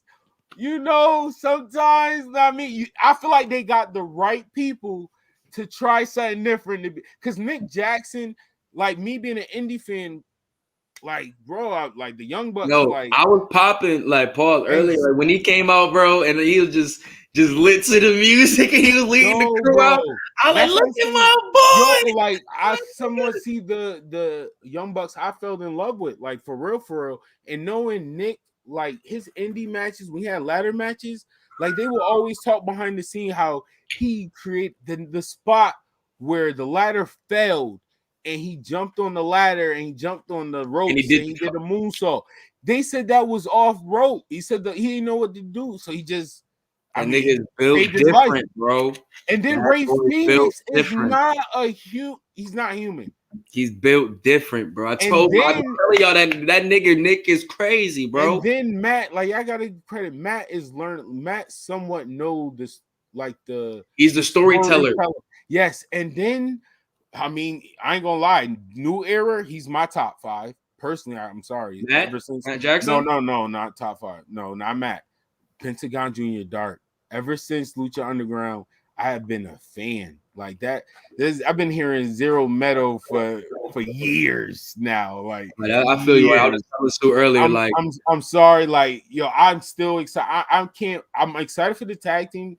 I hope they have a tag team run, but Pentagon should be in the heavyweight picture. Should be. That's the fan in me, but like I mean, this not right now. Here is long time over. I'm all for it. I was telling Stu, bro, like, yo, this was supposed to happen year 1. This is why I asked for day 1 when they said the Lucha Bros was signed. When they that said was the first match I was supposed to get. That was the first match, but I'm not mad. Lucha Bros was supposed to win the tag team tournament and be the champs, bro. Shout out to SCU, but that wasn't supposed to be the wave, bro. No, I ain't gonna hold you. But then again, though, the Lucha Bros shout out to AEW, exactly. But the Lucha Bros weren't ready yet, though. Exactly, not giving us everything we wanted, because I feel like people was asking for that, but they knew they weren't ready yet. FTR was putting them on like y'all boys don't even fucking hold the strings on the fucking turnbuckles for a tag match, right? Yeah, and we seen it with a lot of shit. They was doing a lot of like wonky shit during them tag matches that was kind of like, hey, y'all good? Like, you know what I'm saying? But it took time. It took time for them because I thought because it was all in the original one when we saw Kenny versus Pentagon. That was a match the anticipation for that match was crazy for me. Because like I said, I'm a Pentagon fan, and I always been like, yo, Kenny's that guy. I wanted to say because he's on here, but yeah. Who won that match? Oh, man, I ain't do this all day. Nah. Who won that match? The audacity, the temerity, the mother-loving chutzpah of this man. We was doing good. Yeah, big hill shit. Yo, man, yo, Eric, take a shot to that, you Eric. My nigga coming home the champ on fucking Sunday, Sue, man, I gave you 2 Kofi smiles for the day, yo. You was doing so good. You're an innocent bystander. I understand. It happens sometimes, though. I can't believe this man, yo. The elite, the elite, the elite, the elite, Yes. elite, Yeah. the elite, Yo, I never the elite. Relax the man so much. I know how to dip and dive that motherfucker. Dre, I'll teach you the tricks next time. No, I'm gonna do it quick in and out. But nah, son, like I said, man, this tag match, man, long overdue for this in this state like this. You know what I'm saying? Where it's like they got the titles. Lucha Bros are here. Out, finally here. You know what I'm saying? To steal the Hopefully. It might. We don't know, man. We don't know. Yeah, we don't know. You right. It's some talent on this. I'll say, like, I ain't gonna hold you. You don't know, man. Like, on this card. It is some sleepers on this card. I will give you that. That was the fan in me. Because what we got? Hold on. Who y'all got? But with this title match wise, I got Lucha Bros taking it. I think it's time. Like I said, long overdue. This should have been. People have been wanting this since year one. They finally progressed as a tag team together. Like the chemistry as well. It's not. They don't have those janky moments where one person's on the guide and he's not supposed to be. None of that shit, man. Like there is here now. You know what I'm saying? It's time. You know what I'm saying? The time. It's time. The Bucks are. You know what I'm saying? They're doing their heel shit. The people hate them. They doing it. They got their shtick now. They don't need the titles right now anymore. Bro, Nick Jackson, I ain't gonna hold you. If you keep doing your entrance like that, you will replace the Cal O'Reilly hype. Yo, I was thinking Yo, give me a 2 sweet. I swear on my life, I was thinking the same thing when that nigga was coming out. I was like, yo, he kind of bodying my nigga Kyle O'Reilly right now. Yo. I'm not gonna lie, you keep doing that, bro. The energy different. I ain't gonna hold you. You keep acting like that. This might be the first time I might say, yo, Nick, I might need a single run. Bruh. I might need a single run. I've been saying this shit like since like 2015. I know. In fucking WFF, bro. Back in those days. I never wanted it though. I did, bro. New Japan, I wanted that shit. Yeah, he was always fire. Yeah, I was like, yo, this nigga Nick, because I seen little glimpses over there, and then when they gave us Phoenix and him, I was like, hey, yo, too sweet me, bro. Again, I was just about to say the Nick and Phoenix, bro. I need that one more time. Man, for real, dog. I need that one more time when they're like, more hyped up. Like Phoenix, he can definitely have a TNT championship. Dude, he is a fucking. This dude, I really feel this dude can work in Hollywood, my nigga. Like dead ass. Like I really feel this dude can work in Hollywood. Like the things the man can do, bro. Like I can see this dude like doing like stunt double work for motherfuckers and shit, or being in one of them like fucking like, you know what I'm saying, karate movies and shit with fucking Michael J. White and fucking all them niggas and shit, yo. I'm telling you, like what little things I seen him do tonight, bro. Like when he was fighting all fucking Nick and Matt and all them niggas, bro, he was looking like fucking Jackie Chan and Rumble in the Bronx and shit, bro. I swear to God. That's what I'm saying, yo. That cage, yo, he's gonna run all around that. Yeah, that nigga gonna run up like the Matrix and shit, be running up the side and shit, bro. I'm telling you, amazing, bro. You remember niggas in the hood used to grab your hand and used to run off the wall and shit?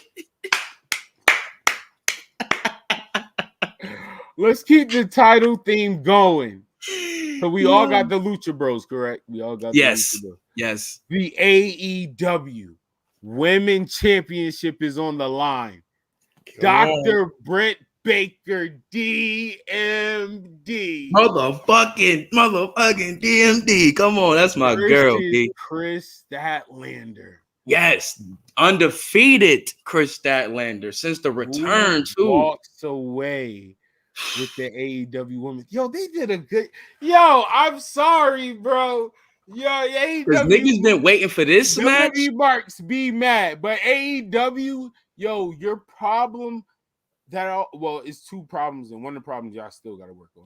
But one of the problems y'all see y'all working on, and I love it because y'all hired the right people. The story, y'all low key was already doing good well at, with the women lately. y'all still got problems. Y'all still got problems with the story. They're progressing with the women. I will say that, yo. Hold you because maybe it's a hot take to others, but y'all still got problems with booking, and I'm gonna get there in one of the matches tonight. I'm sorry. I will say, just to combat, I feel like they are progressing though. What I see, no. I'm saying is definitely there's progression. Definitely. Like what they're doing with Round of applause. Yo, from With the trashing their women division, the slow growth I see of me actually getting excited for your women division. Thank you. Yeah, so I feel like if Serena Deeb didn't have to take that little sit down, she would be on this card. Yo, they hired Kiera Hogan. People don't know she's fire. She was at Empower. She was at Empower also. Yeah, she is fire. Big fan of her. She is good. Yeah, man. I feel like before, shout out to Thunder Rosa. I love her, but before Thunder Rosa and Britt Baker, you know what I'm saying, scorched the world, man. People was wanting fucking Chris Statlander versus Britt Baker. When this shit started going, we seen how great those two were, and the potential was like, no, we're gonna see them two in a title match. We need that sometime, and we're finally here, man. Like these were two when I fought were 1A, 1B for me, and here we are now, man.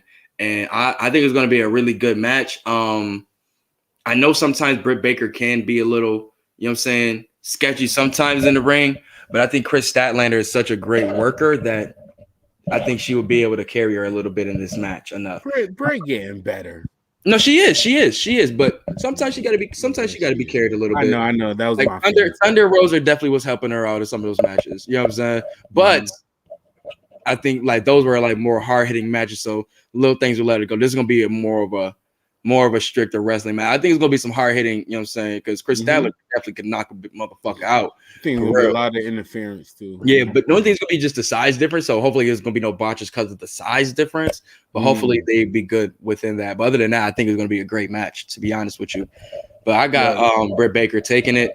Like there you go. Turn your mic up. I think I got the doctor, bro. Like I just feel like the reign is just too good right now to stop. And I love Chris Statlander. But she gotta come around the next go round. You heard? I ain't gonna lie. I think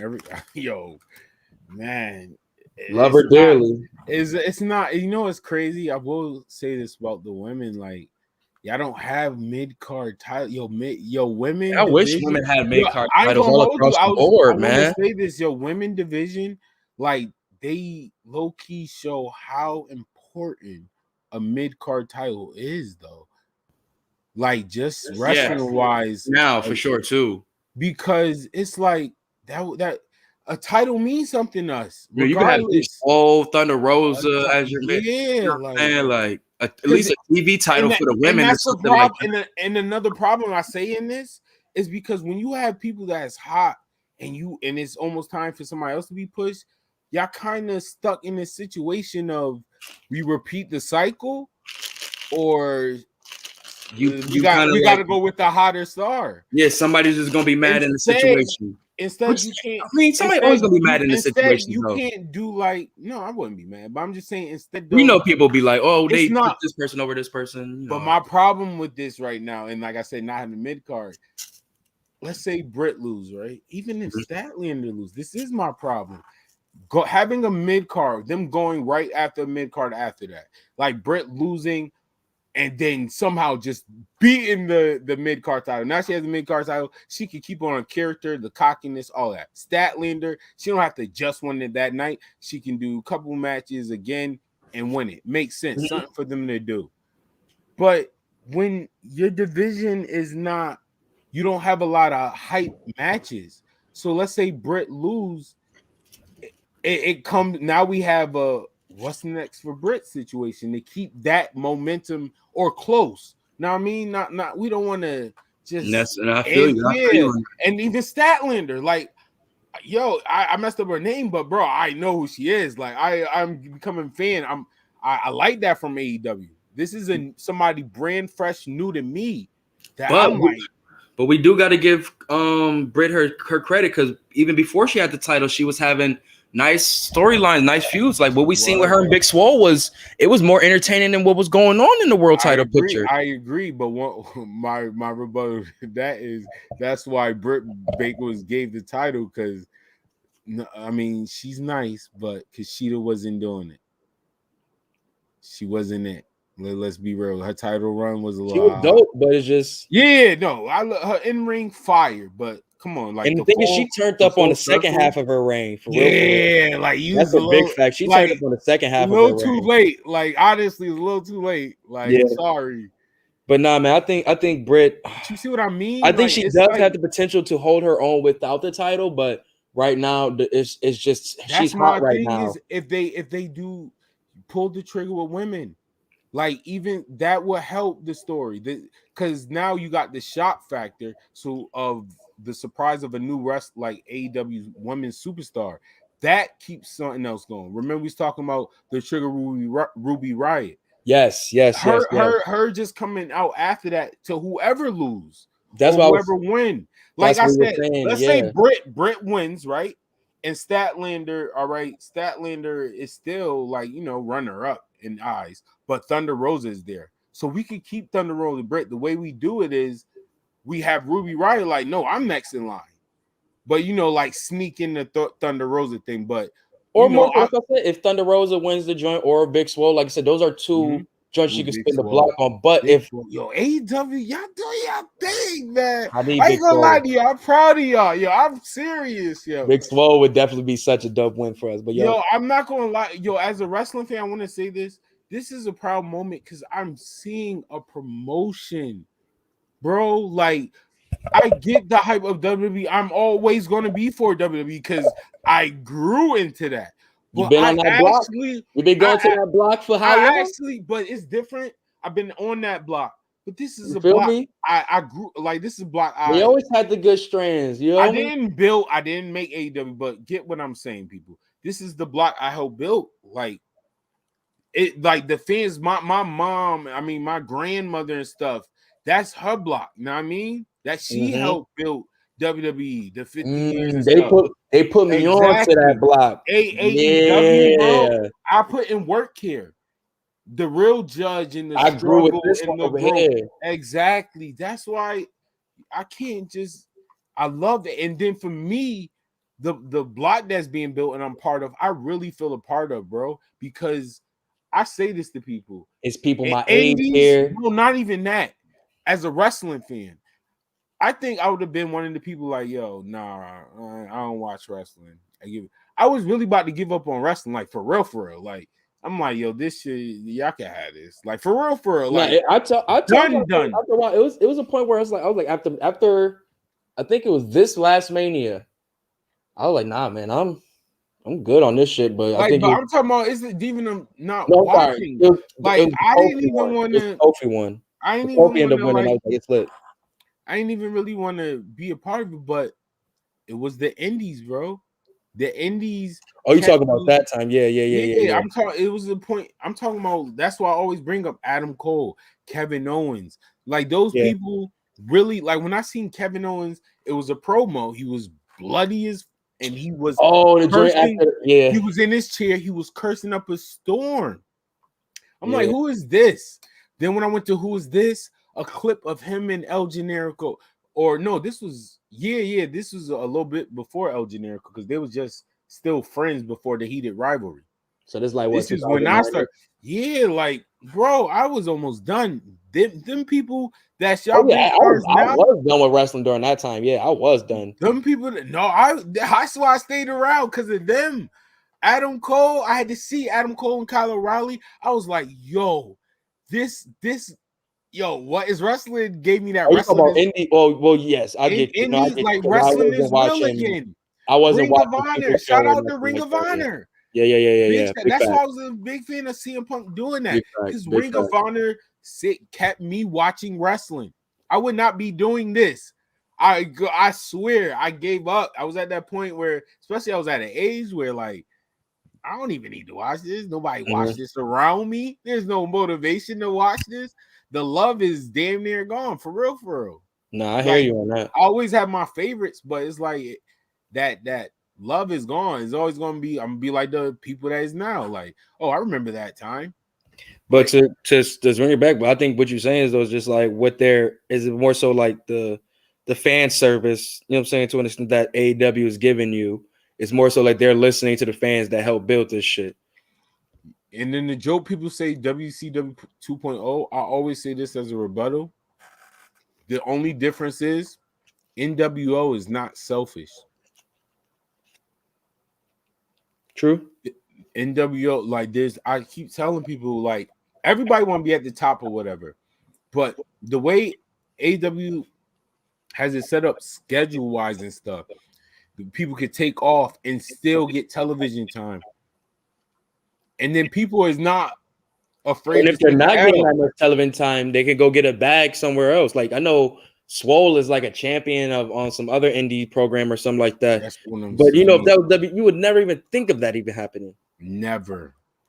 You feel me? Like when like Pop was on TV for all them months, you know what I'm saying? They ain't like, hey, go over here, such and such, and go, you know what I'm saying, go get a bag over there. Now we'll just pay you to sit down. Wait, you want to talk about never even think about it? Let's talk about I still would never even think about what WWE did now, and it's so little. Like Tyler Breeze still working with like on Up Down Down. I'm sorry, I thought WWE wasn't even gonna let that happen. Oh no, that's Zay that's his thing. They ain't gonna fuck with Zay. Yeah, and if you watch Up he was like, hey, I will take this shit over to G4 TV. If you watch Up Down, I shout out to Xavier Woods because he really do try to throw as much subs as he can. So shout out to him. Adam Cole, I don't think he come back, boy. Because I ain't gonna lie, you know how Woods get when he passionate and emotional. I watch Up Down Down. So, bro, when it comes to like showing them hints, like when he live, he's obviously not gonna say Cole, but you can tell he talking about the answers you want. Like basically, he knows. He keeping out like I'm trying to fight for my friend. Like he's saying it passion. You know how Woods get when he like with Kofi and E. He's a loyal homie, yo. He was like that for Cole. You could tell, bro. And it didn't look good. Like you can see every time it was brought up, you can see the hurt. Like, and they definitely had something going. See, that's things like that made me be thinking, like, damn, I wouldn't be surprised if Cole stayed. Like, he got homies on the main roster. Like, you know what I'm saying? Like, he got peoples there that he's like friends with there too, that he built relationships with there too. So it's like, I don't know, man. Yeah, I think the reason why I say Woods is fighting because Cole is not going to get the freedom like Breeze is because Cole want to wrestle. We don't really know, man. Cole is, like I say, he's one of those guys where it's like he's a larger than life character. So it's like they might wrestle, bro. You feel me? Cole been Cole wherever he's at, and it's like if it worked there, work here, and it worked when they brought him Royal Rumble. They remember things like that. He came out and the crowd did it with them. They probably like, what the fuck? Like sometimes Vince can ignore that though. They can, but sometimes it's undeniable where it's like, oh yeah, keep my eye on that shit. Rusev Day was the most craziest chant, bro. I always say to people, Rusev Day was the chant that faded out the CM Punk chants. Go back. When Rusev Day chant started, that's when the CM Punk chant stopped when they was having boring matches. So you telling me if Vince didn't acknowledge that, no? Adam Cole, 2021, WWE back on the road. These crowds ain't doing that baby shit with him, and every show gonna want to do it louder than the other show. Rusev, yo, are you hearing what I'm saying? You're not listening. I got you on that, but you know, was louder and louder. Once again, I know you remember time because you probably was like me, low key getting sick of hearing the CM Punk chants at that time. Like, okay, y'all doing too much. I was. When matches was boring, they stopped chanting CM Punk and they started chanting Rusev Day. So during other people matches, they was chanting Rusev Day. And we know how Vince felt about that. No, bro. See, that's fans trying to take over shit other than seeing a guy have, you know what I'm saying, crowd control. Rusev had crowd control. That's when he You're talking about when he's not out there. But it started from him not being out here no more. I got you, but you're saying that making Vince furious. No, not I don't furious. think I didn't say furious. No, I'm talking about we see how Vince felt about it. Oh, felt okay. Yeah, Vince took it as a mockery. This is documented. Yeah, It's like I feel you on that. I don't think he would look at that. I don't think he would look at that. He would probably be like, nah, these fans love this nigga. I don't understand. You got to think about it. Vince loves the split between the fans, whether they hate him, and if they hate him or love him. He loves that shit for his superstars. That was Rusev. I don't get it, yo. How do you have somebody chanting right now? What? Rusev was getting way more, and I'm an Adam Cole fan in WWE.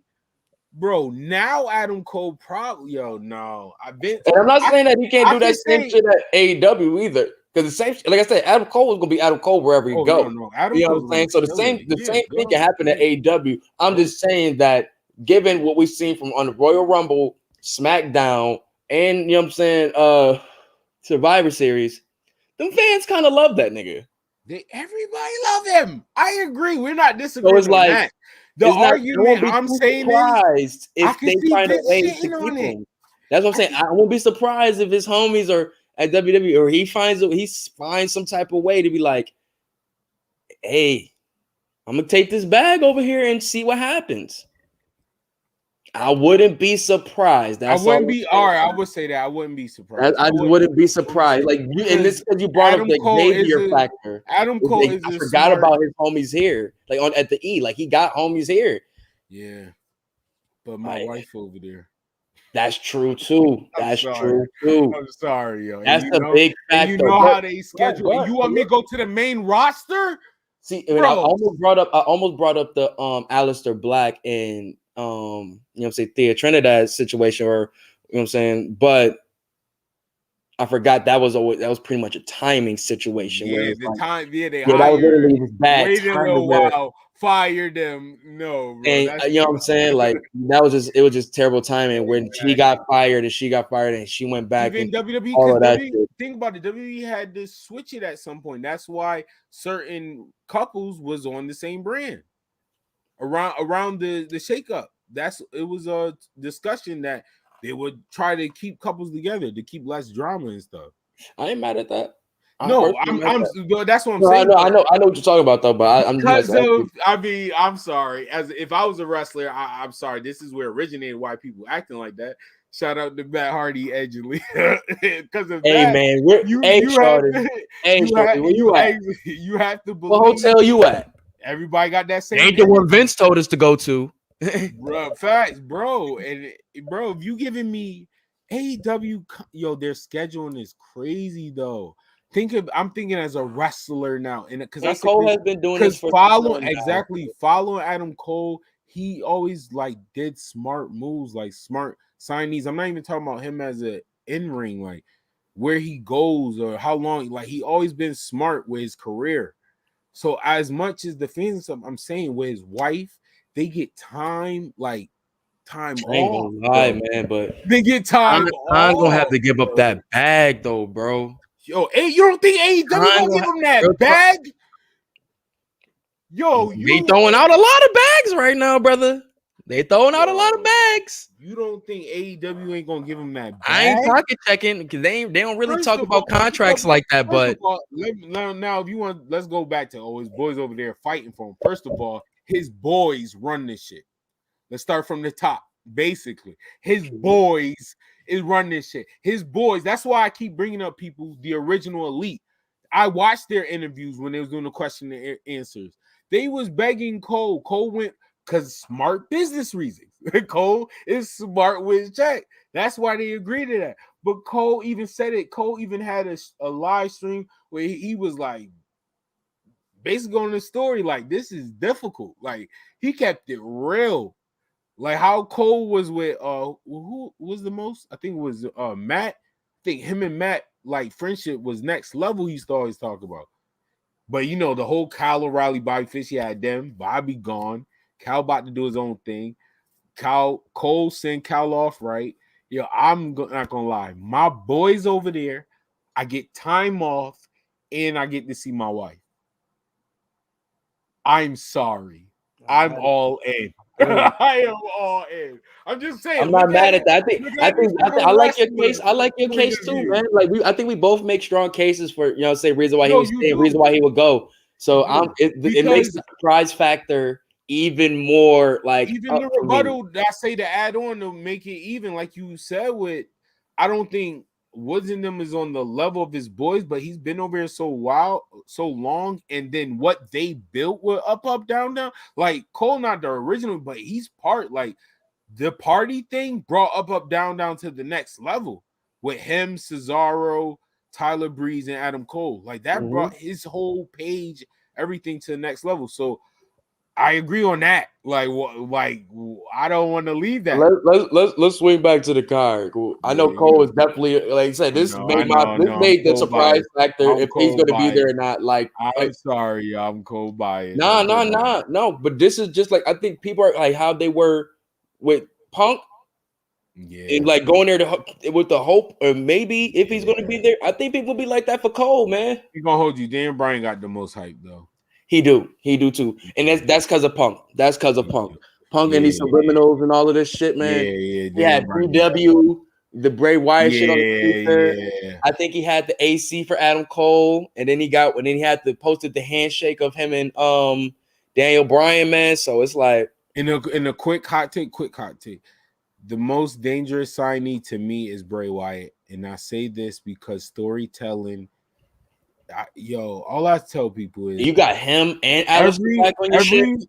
Put Bray Wyatt next level to me. Everything we I'm saying though, Aleister Black I do like his, though, but no, I agree with you. I agree with you. Bray Wyatt did that was working. We seen where the E twisted, and it was like, damn, like Bray Wyatt would do so good. We can see Bray Wyatt creativity. As a wrestling fan, you can naturally see where somebody put their hand in this. Like somebody definitely touched it. It was doing so good. Who touched this? We know. But I tell people, Holmes, he's this era Mankind to me. Like he's this era Mick Foley. Like his creativity, his characters are all fire. It's just not to blame everything on E, but this one, they always their little spin was just so different from where Bray Wyatt was going. Like I don't think Bray Wyatt put the holographic on the ring. We already know Bray Wyatt had nothing to do with a disqualification. I mean, a stoppage in the Hell in a Cell match. As a wrestling fan, I would never forget that. That was weird. I would like to see, man. Like I said, they got so many options, man. Well, we got so many options, and you know what I'm saying, of surprises that we would like to see. You know what I'm saying, surprises and such. Talking about surprises, I can't wait to see your pick. Because honestly, it's kind of interesting. Because AEW, they own type of wrestling world. They booking is a little, I don't know. And I'm gonna get my other hot take out of the way on this match.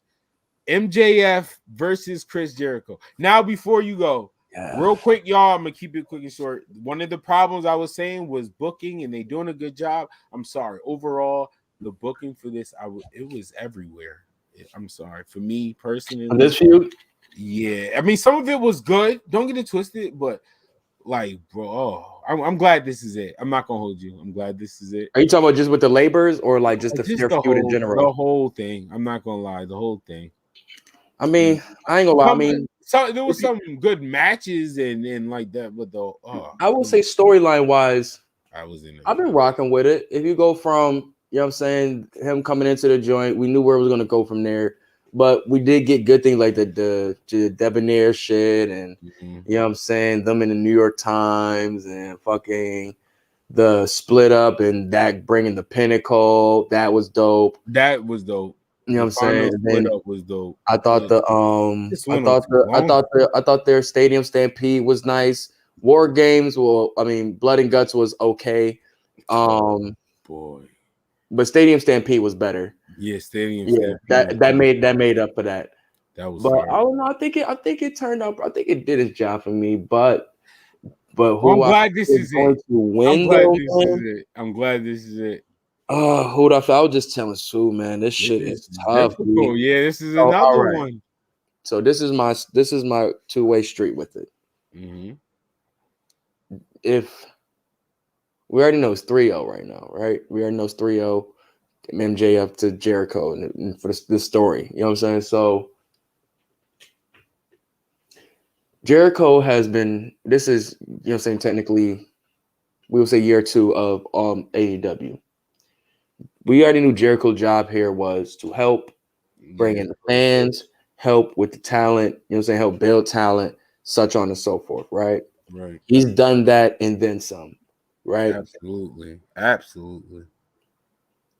Now we also have with the additions of the Mark Henrys, Christians, Big Shows, you know what I'm saying? We already got the Arns back there, Sting, you know what I'm saying? So many different legends and vets back there now that can add to, you know what I'm saying, have just as much, if not more knowledge, you know what I'm saying, than Chris Jericho. Mm-hmm. So I feel like if he loses, this is not too bad of a send-off. You know what I'm saying? Because at the end of the day, he's putting over somebody that he genuinely, you know what I'm saying, fucks. No, I don't know, like, but he's genuinely trying to, you know what I'm saying, build with. Mm-hmm. You know what I'm saying? Man. You know what I'm saying? We know he's been on commentary. We already know he's on Rampage. And I agree, because So AEW, they can somehow make him wrestle again down the line. But they are people who hold to their words, though. They do hold to their word. They stipulations. They kind of hold to them. Okay. We ain't seen Cody near that motherfucking title yet. Not even nowhere near. He still got time. What do you mean? I don't think he's touching that title. I think he's going to touch it around the time. It's going to be around after a while. MJF hold the title for a while. I think this is something that's going to be like a drawn out story. Man. But yeah, I can see that. But I always said that. That's more so my thing. You know what I'm saying? If he loses, he pretty much has people who can pretty much continue to do what he was doing in the ring and in the backstage, like the Christians, like CM Punks, so on and so forth, like Stings. Oh, I mean, like if Jericho wanted to wrestle again, like down the line, I'm saying they always can make up something where he. Well, that's my thing, though, too. Like I'm not sure. I don't think he's with the done. Tor situation still. No, Jericho's not done wrestling. No, I'm saying I don't know what's going on with the tour situation. Remember, we were supposed to go on tour, and I know, like, because I know Butcher from Butcher and Blade, he's on tour right now.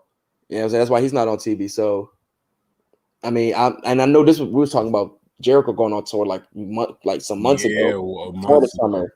So who knows when that's going to be starting? So if he loses, it might be for those reasons, or for him just to fall back. You know what I'm saying? Like, he's been doing this for years, bro. He did his job, what he needed to do for AEW.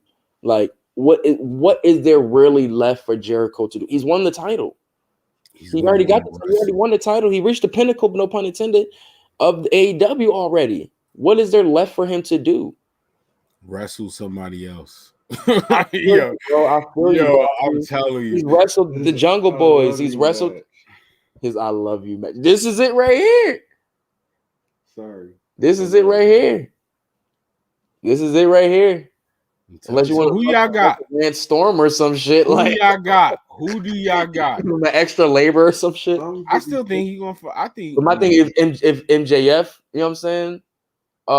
If loses, I think Jericho, you know what I'm saying? It's like a redemption in a sense. You know what I'm saying? To show like I still got something left in the tank. You know what I'm saying? I'm not washed and all of that such. You know what I'm saying? If he wins. Yo, who you got winning though?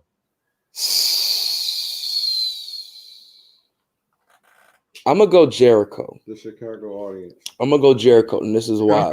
Yo. I'm gonna go Jericho. This is why. He pretty much had like a goodbye speech on Dynamite. Mm-hmm. You know what I'm saying? But all he did is put a bunch of ifs. He made it pretty much a hypothetical one. Yep. But why do that? Because you think about it, if he was to lose, he would have did it there. Trolling. You know what I'm saying? If we know regular wrestling history, if a nigga loses his a career type match, they have the speech right there. You know what I'm saying? Or the next show after. Yeah. Not on the fucking go home show. Jericho different though. But he is too many things. You don't just you don't go too much off the wrestling, you know what I'm saying, timeline. You know what I'm saying? Some things you keep it that works. You know what I'm saying? That's why he just kind of gave us a glimpse of it. You know what I'm saying? To kind of get people to be like, oh shit, you know what I'm saying? But if he, you know what I'm saying, if he wins, or if he loses, or if he wins, you know what I'm saying? He already you kind of forget about that on the joint. You know what I'm saying? Because he won. But I'm gonna go with Jericho. I think I got Jericho. I got Jericho. Got Jericho. I got Jericho, and I ain't gonna lie. This is one of the matches I got somebody debuting. All right, cool. I don't know. I'm not even gonna lie. Just booking wise, I think this is one of the matches somebody debut because I got Jericho winning. It's no Canadian. And then, like I said, some of the debuts, I really like the debut could destroy. I hope he's a heel. Destroy Jericho. That's how you get Jericho off TV for a while. True. You could do that with a Braun Strowman or something. But like, I ain't gonna lie though, bro. Like, I'm really like 60-40 with this shit, bro. Like, really 60-40. No 70-30, no 50, 60-40. 60% that he wins and he stays, but that 40% is a lot for me that he could possibly lose. No, I agree. The only reason I agree with you because the commentary, I ain't gonna lie, some of that stuff is like, oh boy, he's already been doing it. Yeah, he's trying to minute, like he's getting fill out it already. They put that DVD up. Yeah, 20 years. Oh, I still got Jericho though. Yeah, I still got Jericho too. Woo! The crowd is going. But the heel heat that MJF would have if he beats Jericho. Oh my god. Yeah, that crowd would you. Oh, I might have to take my pick, but I might have to go MJF. Oh, man. I think Jericho as a long-time heel will want that. That crowd will go crazy if he pinned Chris Jericho. Or if he even cheats to win. If he just win, period, they are going to lose their mind. That's why I love indie crowds. I'm sorry. I love it. I love indie crowds. Man, I don't want to call them indie crowd. Let's call them passionate fans. Passionate fans. I'm with it.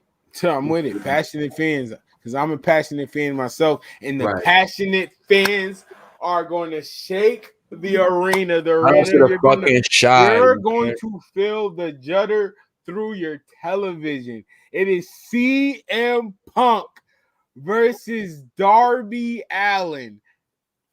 How is CM Punk going to take bumps from Darby Allin? He's going to wall out. Did you the fucking video package they was showing where he was just like doing the fucking ollies on niggas' backs and shit? Yo, how? Like, I'm excited to see CM Punk wrestle, but that is gonna be my back. I might fucking spaz out. You might turn to Ricky Rabies in that motherfucker if that nigga fucking does an ollie off that nigga back. Yeah.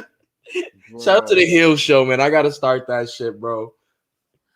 Yo, Darby is already showing that how he get when he get a crowd.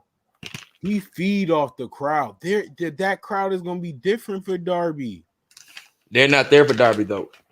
Yeah, Darby is going into there like how Darby's going into there like how Big Swole went into not Big Swole, how Red Velvet went into Pittsburgh. Regardless, Darby is he's gonna get love. He's gonna get hype. I promise you, bro. I can't wait. They do not want Darby to win. I can't wait. They don't want him to win, but we talking about hype and reaction. Darby Allin is going to get all of the energy of CM Punk alone. I'm telling you, if he comes there into a crowd of boos, I would love to see how he works with that. Yes, it's not going to happen. Yes, bro, that makes it, bro. Think about this, bro. Think about it. Think about Darby Allin is over. I said Red Velvet and Pittsburgh, right? You see how she was in there. That shit reminded me of Cena walking into the fucking ECW arena, bro. It's not gonna happen with Darby Allin. All right, bro. We're talking about Chicago. Yes. Because I think Chicago likes Darby Allin. They But love. They They are pray. literally They in pray. love. Listen, no. Exactly. They You can feel- love chicken, they but these all right, niggas but pray to fucking they CM Punk. praise Darby Allin wrestling I ain't say style. pray. They Yes, pray. but they Pray. praise Like Darby pray to Allin these niggas. wrestling style. These niggas pray to the Midwest Bro, like they pray to Darby the Allin is the closest thing to ECW to them. Nah, Darby bro. Allin, I Just like promise, somebody I can't say, yo, wait. somebody said, You heard it here on We Wrestling. Watch with Darby Allin. I'm telling you, bro. Music You talk hit. about he's the ECW, bro. Do you remember? Hold on. Do you remember those fucking that Raven and CM Punk feud from ROH?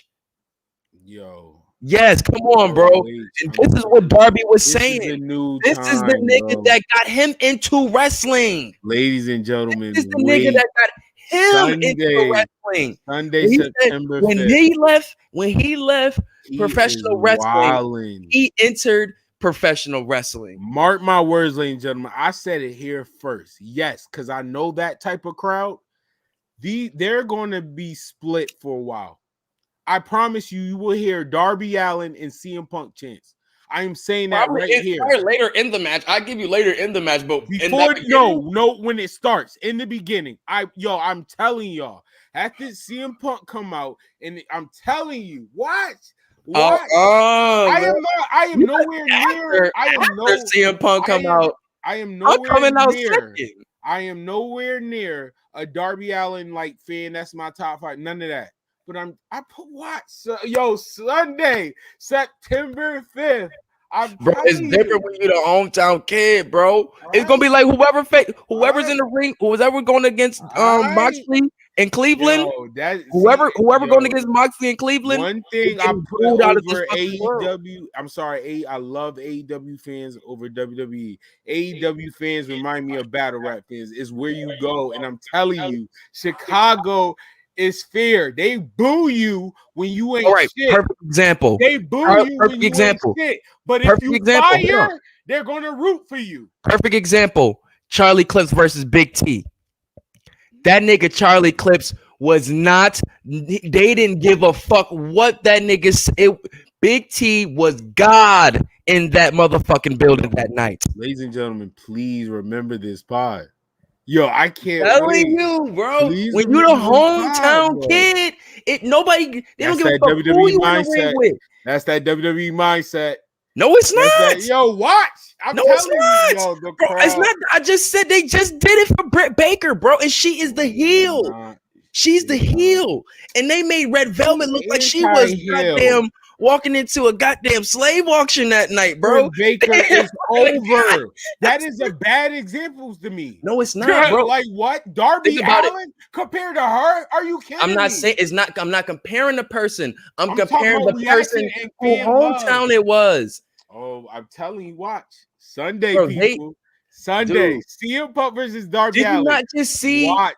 Did you not just see how, bro? Darby 15,000 people. One of the biggest reactions he ever got. I promise you. Press 15,000 people showed up to the United Center just off a fucking rumor for this nigga, bro. I seen it. A rumor. I seen it. A rumor. Yo. I promise they don't give a fuck who Darby that man was going to be in the ring with, bro. Gonna break that curse. They don't give a fuck who that man was going to be in the ring with, bro. They're cheering for that man. They are going to cheer for him, but I promise you, Darby Allin's not going to get booed. He's not going to get Chicago gonna boo that nigga, bro. I'm an ECW lover. I love fans. I'm telling you, for Darby Allin is different. I'm telling you, why you boo John Cena? They supposed to. I boo John Cena. Nah, I'm telling you, I know that crowd. Think about it. Think what about do it. You mean RVD? I'm an ECW guy. I boo John Cena off rent. I get you though, bro. I get you though. Just like we think about New York crowd. I'm going to clip this. Think just how we think about New York crowd. Fans. I'm telling you. Just like we think about New York crowd, and just like we think about Chi-Town. Those two of our most craziest crowds. Am I not mistaken? Right? They get lit. They get lit, and you know they could take over. They could take over a motherfucking crowd. I mean, to take over a show. And this is their fucking Michael Jordan of wrestling, bro. Not this one. This is their Michael Jordan, bro. He's not getting booed. He's about to walk in there like floating, looking like the second coming of Jesus, bro. No. When that shit drop, when Darby shit come on, they gonna be like, Fuck is this kid? all right. Fuck is this kid? Yo, I'm telling you, bro. Oh This my is Chicago, God. nigga. What they say? What they say at the beginning of "Don't Like"? This Chicago, nigga. Like I'm telling you, bro. Oh my gosh, I can't. I'm telling you, bro. This ain't nobody else. If this was anybody else from Chicago, I give you that, bro. I'm telling you, if this was anybody else I'm from saying Chicago, this because it's Chicago. I'm telling you, I can't. if this was any, if this was fucking hold on. If this was what's my boy name? What's my boy name from fucking the Dark Order, bro? His CM Punk man's, bro. What's his name, bro? Huh? Nah, bro. What's CM Punk man's name, bro? He had the podcast. Oh, Colt Cabana. Colt Cabana. He from the Shy, right? So say if they was wrestling, say if Darby Allin and him was wrestling on that Dynamite in Chicago, right? It would be like that where they gonna get cheers. You're definitely gonna get cheers from motherfucking Colt Cabana because he's from the town. But they love Darby Allin a little bit more, so you're gonna get cheers for him.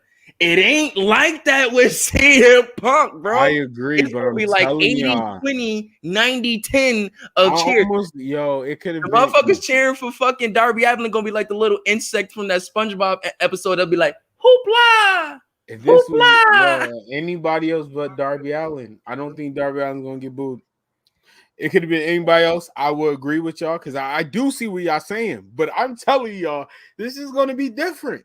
I really believe that. Y'all 100% right. CM Punk is God. He's definitely got one of them reactions like, boo, we hate you. But I'm telling you, they're actually going to support them because they're excited for this match. They are. The difference is of all of the matches you've seen, RVD and John Cena, they actually genuinely want to see this matchup. They want to see this matchup. Watch. I can't wait. Matter of fact, I'm going to screenshot that face right there. That photo, I'm going to say, and I'm going to put a relax on both faces. I cannot wait. Darby Allin, you, God, yo, it's gonna be crazy in the Shy, man. It's gonna be crazy. Good one, not me blinking. It's gonna be crazy. I'm stoned, bro. So all right, here we go. Main event. Well, supposedly main event. The AEW World Championship. Gotta take a shot for this one. Title on the line. Chemical Romance. Kenny Omega versus Christian Cage. And I'm not gonna lie, ladies and gentlemen, I have Kenny Omega. Gang shit. I have Kenny Omega. I think this match is gonna be good. Oh boy, yo, this match. That last match was good. I think it's gonna be good too, but I don't give a fuck if it's good or not. I just need my boy come out of there champ. You heard? You need Daniel Bryan to come out. I ain't gonna lie, I'm gonna keep it tall. After Kenny win, I need Daniel Bryan to come out early. I was not excited for this match in the first place. Until the last why are we wrestling again? It's just weird to me. I'm sorry. I don't know. It's weird, but neither here nor there. That's that Kenny Omega fan talking. Oh, it's not, bro. It's like literally, my nigga. That's like, okay, I see like literally. But who was next though? He wrestled Andrade and he wrestled Christian 2 days in a row. I mean, who does Kenny fight for the AEW title? I mean, I don't know, bro. I just think they shouldn't have had the fucking Impact title match. I thought that was Hangman. I don't know what he about to have a baby. But that still looks good. Title versus title on your main event. I mean, not title. If they do that, champion versus champion on your main event, that's still but it's just weird. It's just really weird, like sporadic. I'm not mad at it. I ain't gonna lie. Before I would have been mad at it, but that last match, I was a fan of that one. So I can see it is, man. But I can see an all out match being that much better. So that's why I'm a fan. I ain't gonna lie. It could be, but I ain't gonna lie, man. They're fantasy booking. I know it's not gonna happen, but I need a one-wing angel, 1, 2, 3. I need all of them to celebrate in the ring, and I don't care. That's when the yes chants go crazy. That's fantasy. Angles. That would be fucking insane because they wrestled back in the day. Yeah, him versus Seth versus Come on. So they got a little history together, man. Come on. And Daniel Bryan today. Daniel Bryan has said it back then, boy. Daniel Bryan has said it in interviews. Now. He said in interviews, even working the WWE, yo, I want to face Kenny at some point. You heard? Like, you know what I'm saying? He said it. That match. When you come at the God, you best not miss. You heard? Yo, first of all, I ain't gonna hold you. I'm gonna have a different energy if it's Daniel Bryan. And you know I love Daniel Bryan, but it's a different energy over here. Now I'm gonna feel comfortable talking to you crazy. It's Daniel Bryan. I can say some things. No. Hey. Any CM Punk fans, any Christian fans, any Daniel Bryan fans, come holla at your boy, because y'all ain't get this smoke yet. I can't. Andrade already got it. Okay, all right. Oh, he could not resist. Wow.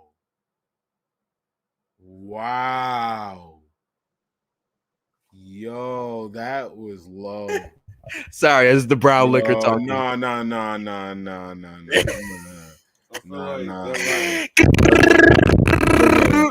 Ready to dodge the relax button, huh? Well, you know, you get a goddamn spirit squad. Oh, damn. Well, I gotta get it too. Dang. At least, hey, you like Kenny Dykstra. That's your man's. Oh. I like Dolph Ziggler. Kenny Dykstra used to be his fucking guy, Kenny bro. Dykstra was my guy. That really was. Y'all both got Kenny. I got Kenny Omega taking this joint, so bro. You underdog? He not about to let Christian 2-zip him. Like, get the fuck out of here. I got Kenny because of the angle. It's gonna set up somebody to come in. Yeah, and I agree with that though. They come in and shit. Yo, it needs to be Daniel Bryan, yo. In reality, it's gonna be Daniel Bryan. I ain't gonna hold you. I prefer. Can I say this? Daniel Bryan. I think he's gonna. If it isn't, I definitely think that Queen's show is gonna be one of them shows where niggas gonna have to start spinning too for storylines. Also, I ain't gonna hold you. Fantasy booking for real. You know me. I personally like. They don't have to fight off rip. Is one of those like teas. That's when I want the Adam Cole trigger to be pulled. Because that starts so much storyline right there. Original Elite member. Is he with us? Is he not? All I need is Adam Cole to pop up, do the Adam Cole baby with the two sweet hands, and that's it. Nah, I think it should pull up where he try to fight him. I think he try to fight him and he hugs him. I want the question. No, I want. Oh, is he with him? Yeah, I mean, ain't that what they did with Roger? That's pretty much what they did with Roger Strong. But this is Adam Cole in AEW looking at Kenny Omega in the Bullet Club or the original Elite he was a part of. Him just teasing or showing up with them. That's a whole story. Oh, well, yeah, because he could, you could play off the old BTE shit where, Nick poisoned him or some shit like that. Yeah, and then he find out, yo, bro, that... He should come back. He should come back with dirt on his face. He should come back with dirt on his suit or something like that. Oh, my God. Come back like he came out the grave or some shit like that. I'm not going to lie, I'm a fan. I'm all in. It's wrestling. This with a dirty-ass suit on or some shit. Sorry. Like he came out the grave like fucking Uma Thurman or some shit and killed Bill. I'm telling you, son, that shit would have me crying, laughing, bro. But I'll be like, the dedication is for me, bro. But nah, son, I think that would be so ill, man. Like I said, it's so much upward from what they doing right now. All Out is how we all used to feel or still feel with the Slammiversaries. Where it's yo, the possibilities is upward of where what can take this brand to another level. With the people they possibly can sign. You know what I'm saying? I feel like it could also be just a unpopular opinion. Buddy Murphy versus Kenny Omega wouldn't be a bad match. I'm all for.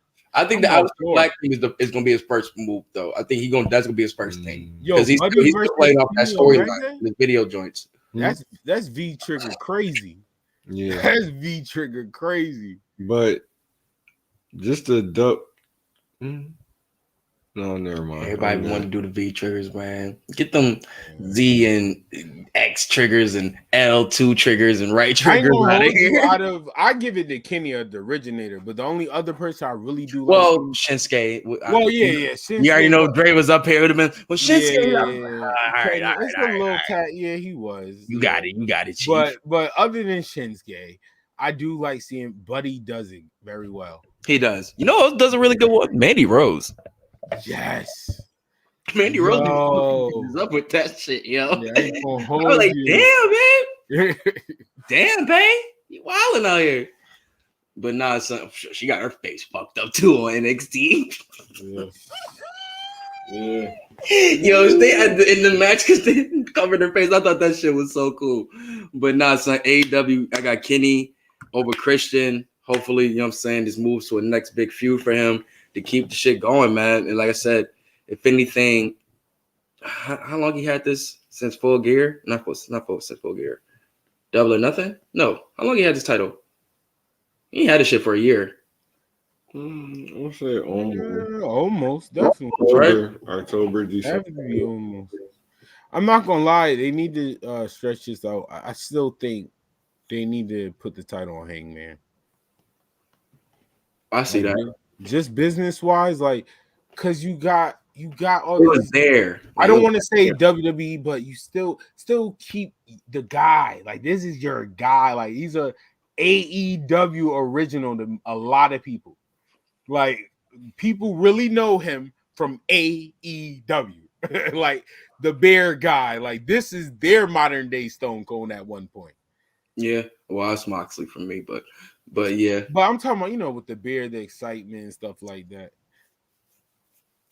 Don't be making fucking Stone Cold an advocate for alcoholism. He was. He definitely was. They can make Stone Cold an advocate for alcoholism. No, he sells IPAs. Yes. That nigga fucking that nigga be drinking beer and whiskey on the job. Yeah, but he sells IPAs. I drink his IPA is kind of good. I drink IPAs. I don't drink beer.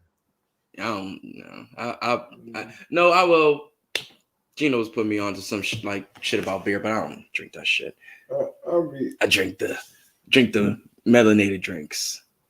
Either whatever's handed to me, whatever mood I'm in. But nah, man. I mean, anything else? That's for all out. That's all out, man. Earl, one takeaway really quick. Yeah, hot take. I thought about it. I was thinking about it with returns and debuts. I was thinking during the QT Marshall and that shit Big Show match, instead of DDP popping up for the Big Show, his proxy beat Braun, going off their history and stuff. I see that, but I honestly think he actually gonna wrestle. There's a show he got a little bit left in the tank type shit. No, I think I don't see that. I don't think he's gonna wrestle, y'all. I don't know why they would do that then. Because too many people got beat down. It's too many people that could debut. They fucked Christian the fuck up in that cage, yo. They whooped that nigga ass, bro. I swear to God, yo. I was like, God damn. Then that nigga Nick with the super kicks back and forth. That nigga was like, shmang. Like that nigga Kenny was like, hey, yo, calm down. I gotta talk real quick. Yo, literally had to stop this man. I was about to say that nigga Nick is built different, bro. That nigga is a psychopath, bro, on the lowest of keys. He really got a fucking mean streak that is like untapped right now. That, whoa, boy. I can't wait for that fucking match. All In, man. What is your biggest hot take of All In? All Out, you know. All out. Sorry. Oh man, I think it just really shows how much of a needle how much CM Punk can still move the needle in 2021, that he's literally outshining one of the best wrestlers in the world in the main event of their biggest show. Like, that just shows you how still like this dude is just like, he makes himself, they're the main event. You know what I'm saying? And it's not really a hot take, but it's just crazy to see that, like, yo, he still can really, you know what I'm saying, shake shit up like that, like he always, you know what I'm saying, felt he could. Other than that, man, that's not really hot, but more so, I wouldn't be surprised if Darby takes the win in Chicago. Now, if that happened, I see him getting booed. Because I can see CM Punk, you know what I'm saying? That the match itself, I don't see him being booed. I don't see him. No, but if Darby wins, now I don't. There's no way I see anybody rooting for Darby after that. Nigga, that's different. That's different. If him coming out, I think the excitement, like I said, I think people want to see the match in Chicago. Like, this is fire. I need to see it. But whoa, if their hometown hero lose, that's different. Hold up. We just we rooted for you. No. We pulling you out the building. What the fuck, Tony? Yeah. Who Tony, what the fuck is this? Yeah, CM Punk don't win, we riot. Niggas jump in the barricade to run to the office. Yo, Tony, my nigga. What the fuck is this? I paid $500 for this. Fuck is up? No. That's niggas is wilding. Nah. Darby ain't that over. Darby is not that over. Fuck a main event. This show is over. Honestly, nobody's that over in AEW. No. I hate My Chemical Romance.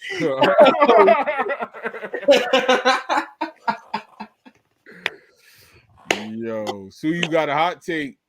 Oh man, just how besides Braun Strowman, just how Daniel Bryan debuts. That's pretty much it. Oh, that'll probably be my other hot take. I really think they're saving some surprises for that. I agree. Queen show. So I think we shouldn't be too expecting of that many big surprises. Like that. If anything, we may get one, but I think we're gonna get more. They're gonna save some for that Queen show, with that being a big market they're trying to grab, and is there, like, says, new ground. They're in a great stadium. Dude, that'll be another history-making moment but shout out to AEW for having us feel that way, because with AEW they're gonna put on a good show. So it's not like, oh, nobody showed up. Fuck. It's really gonna be like, damn, I thought somebody show up. Somebody got to show up next show, because they're gonna put on a good show. I don't see no bad. Me personally, I don't see no bad matches coming out. A lot of these performers to be like, damn, if somebody should have showed up, it would have saved the show. No, it's gonna be more like, damn, that was a great show. A feature that would have helped. That would have added on to the show more than they needed it. Man. So I love what AEW did. Your background is just like every match, bro, I'm gonna be like, yo, somebody could come out. like I can see somebody come out almost in every match. Yeah, I hear you on that. I thought that was a spinner belt. What? No. I OG SmackDown. Hold on, whoa. I did not like that era. I was one of those that hated that belt. That was disrespectful. I know I talk about this AEW New Age shit, but I hated that. I thought I was one of those people like, no, this is disrespectful to wrestling. How dare you? What kind of gold chain gangster shit is this? In the streets, in the hood. Even hood. I ain't gonna see no thug rock that. No true thug rock the spinner. Stop. That was a young error. It's okay. We probably did it back then, but it's okay. But no, not in wrestling. That was one of the things that made me hate it, Cena character for a little while. I'm not even going to lie. I was okay with the battle rap thing with Cena. And I ain't got nothing against it. I watched battle rap back then too. I knew who Iron Solomon was, so it was okay. but bro, no, the spinner. Relax. So you wouldn't get that belt? No. So you had a chest, a wall, of and all that the belt would be missing. Matter of fact, I would do it on purpose. So you know what? I would actually give it credit. So you can't say nothing to me because when they walk in, they be like, "Yo, this is fire. You got this and that." Wait, what's that empty space? Oh, that's that trash ass spinner belt. Look it up. Look at that promo. But it ain't getting on displayed in any crib of mine. Are you kidding me? The spinner? Are you the spinner? That could break. What if somebody get? What if a little kid get it and get mad excited? Just just spinning. That's why you get over. That's why you get the remaster one where it don't. No. Oh, what? So you got a pause of a spinner? Like it's mid spin? Like, it's in mid spin. You want a title that's in mid spin? It don't even fully spin. It shows you what the other title could do. You know what I mean? Like maybe if you buy the other title, it'll fully spin. You can ha.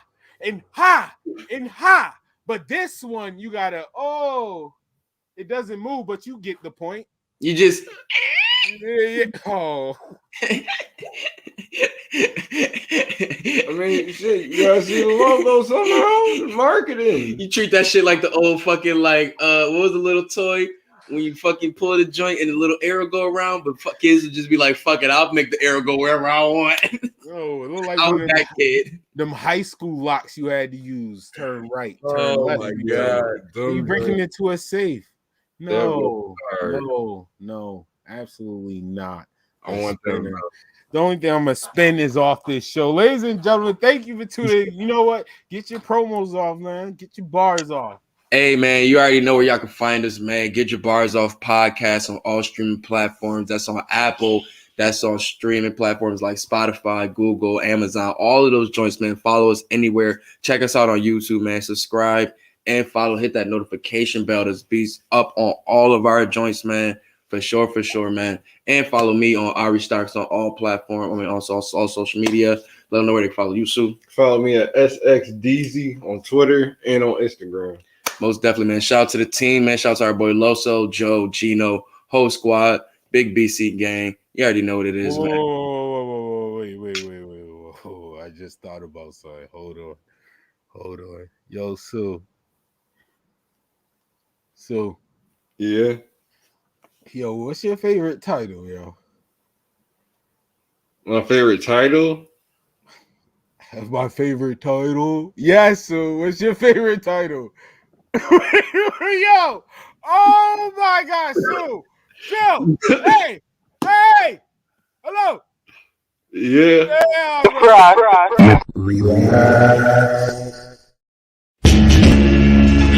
Swirling mass. Gray and black and white. Turn my mic up. Turn our mother loving mic up. No, what is she with Tim to anybody? Just come to the ring. Hunger Games up in my head.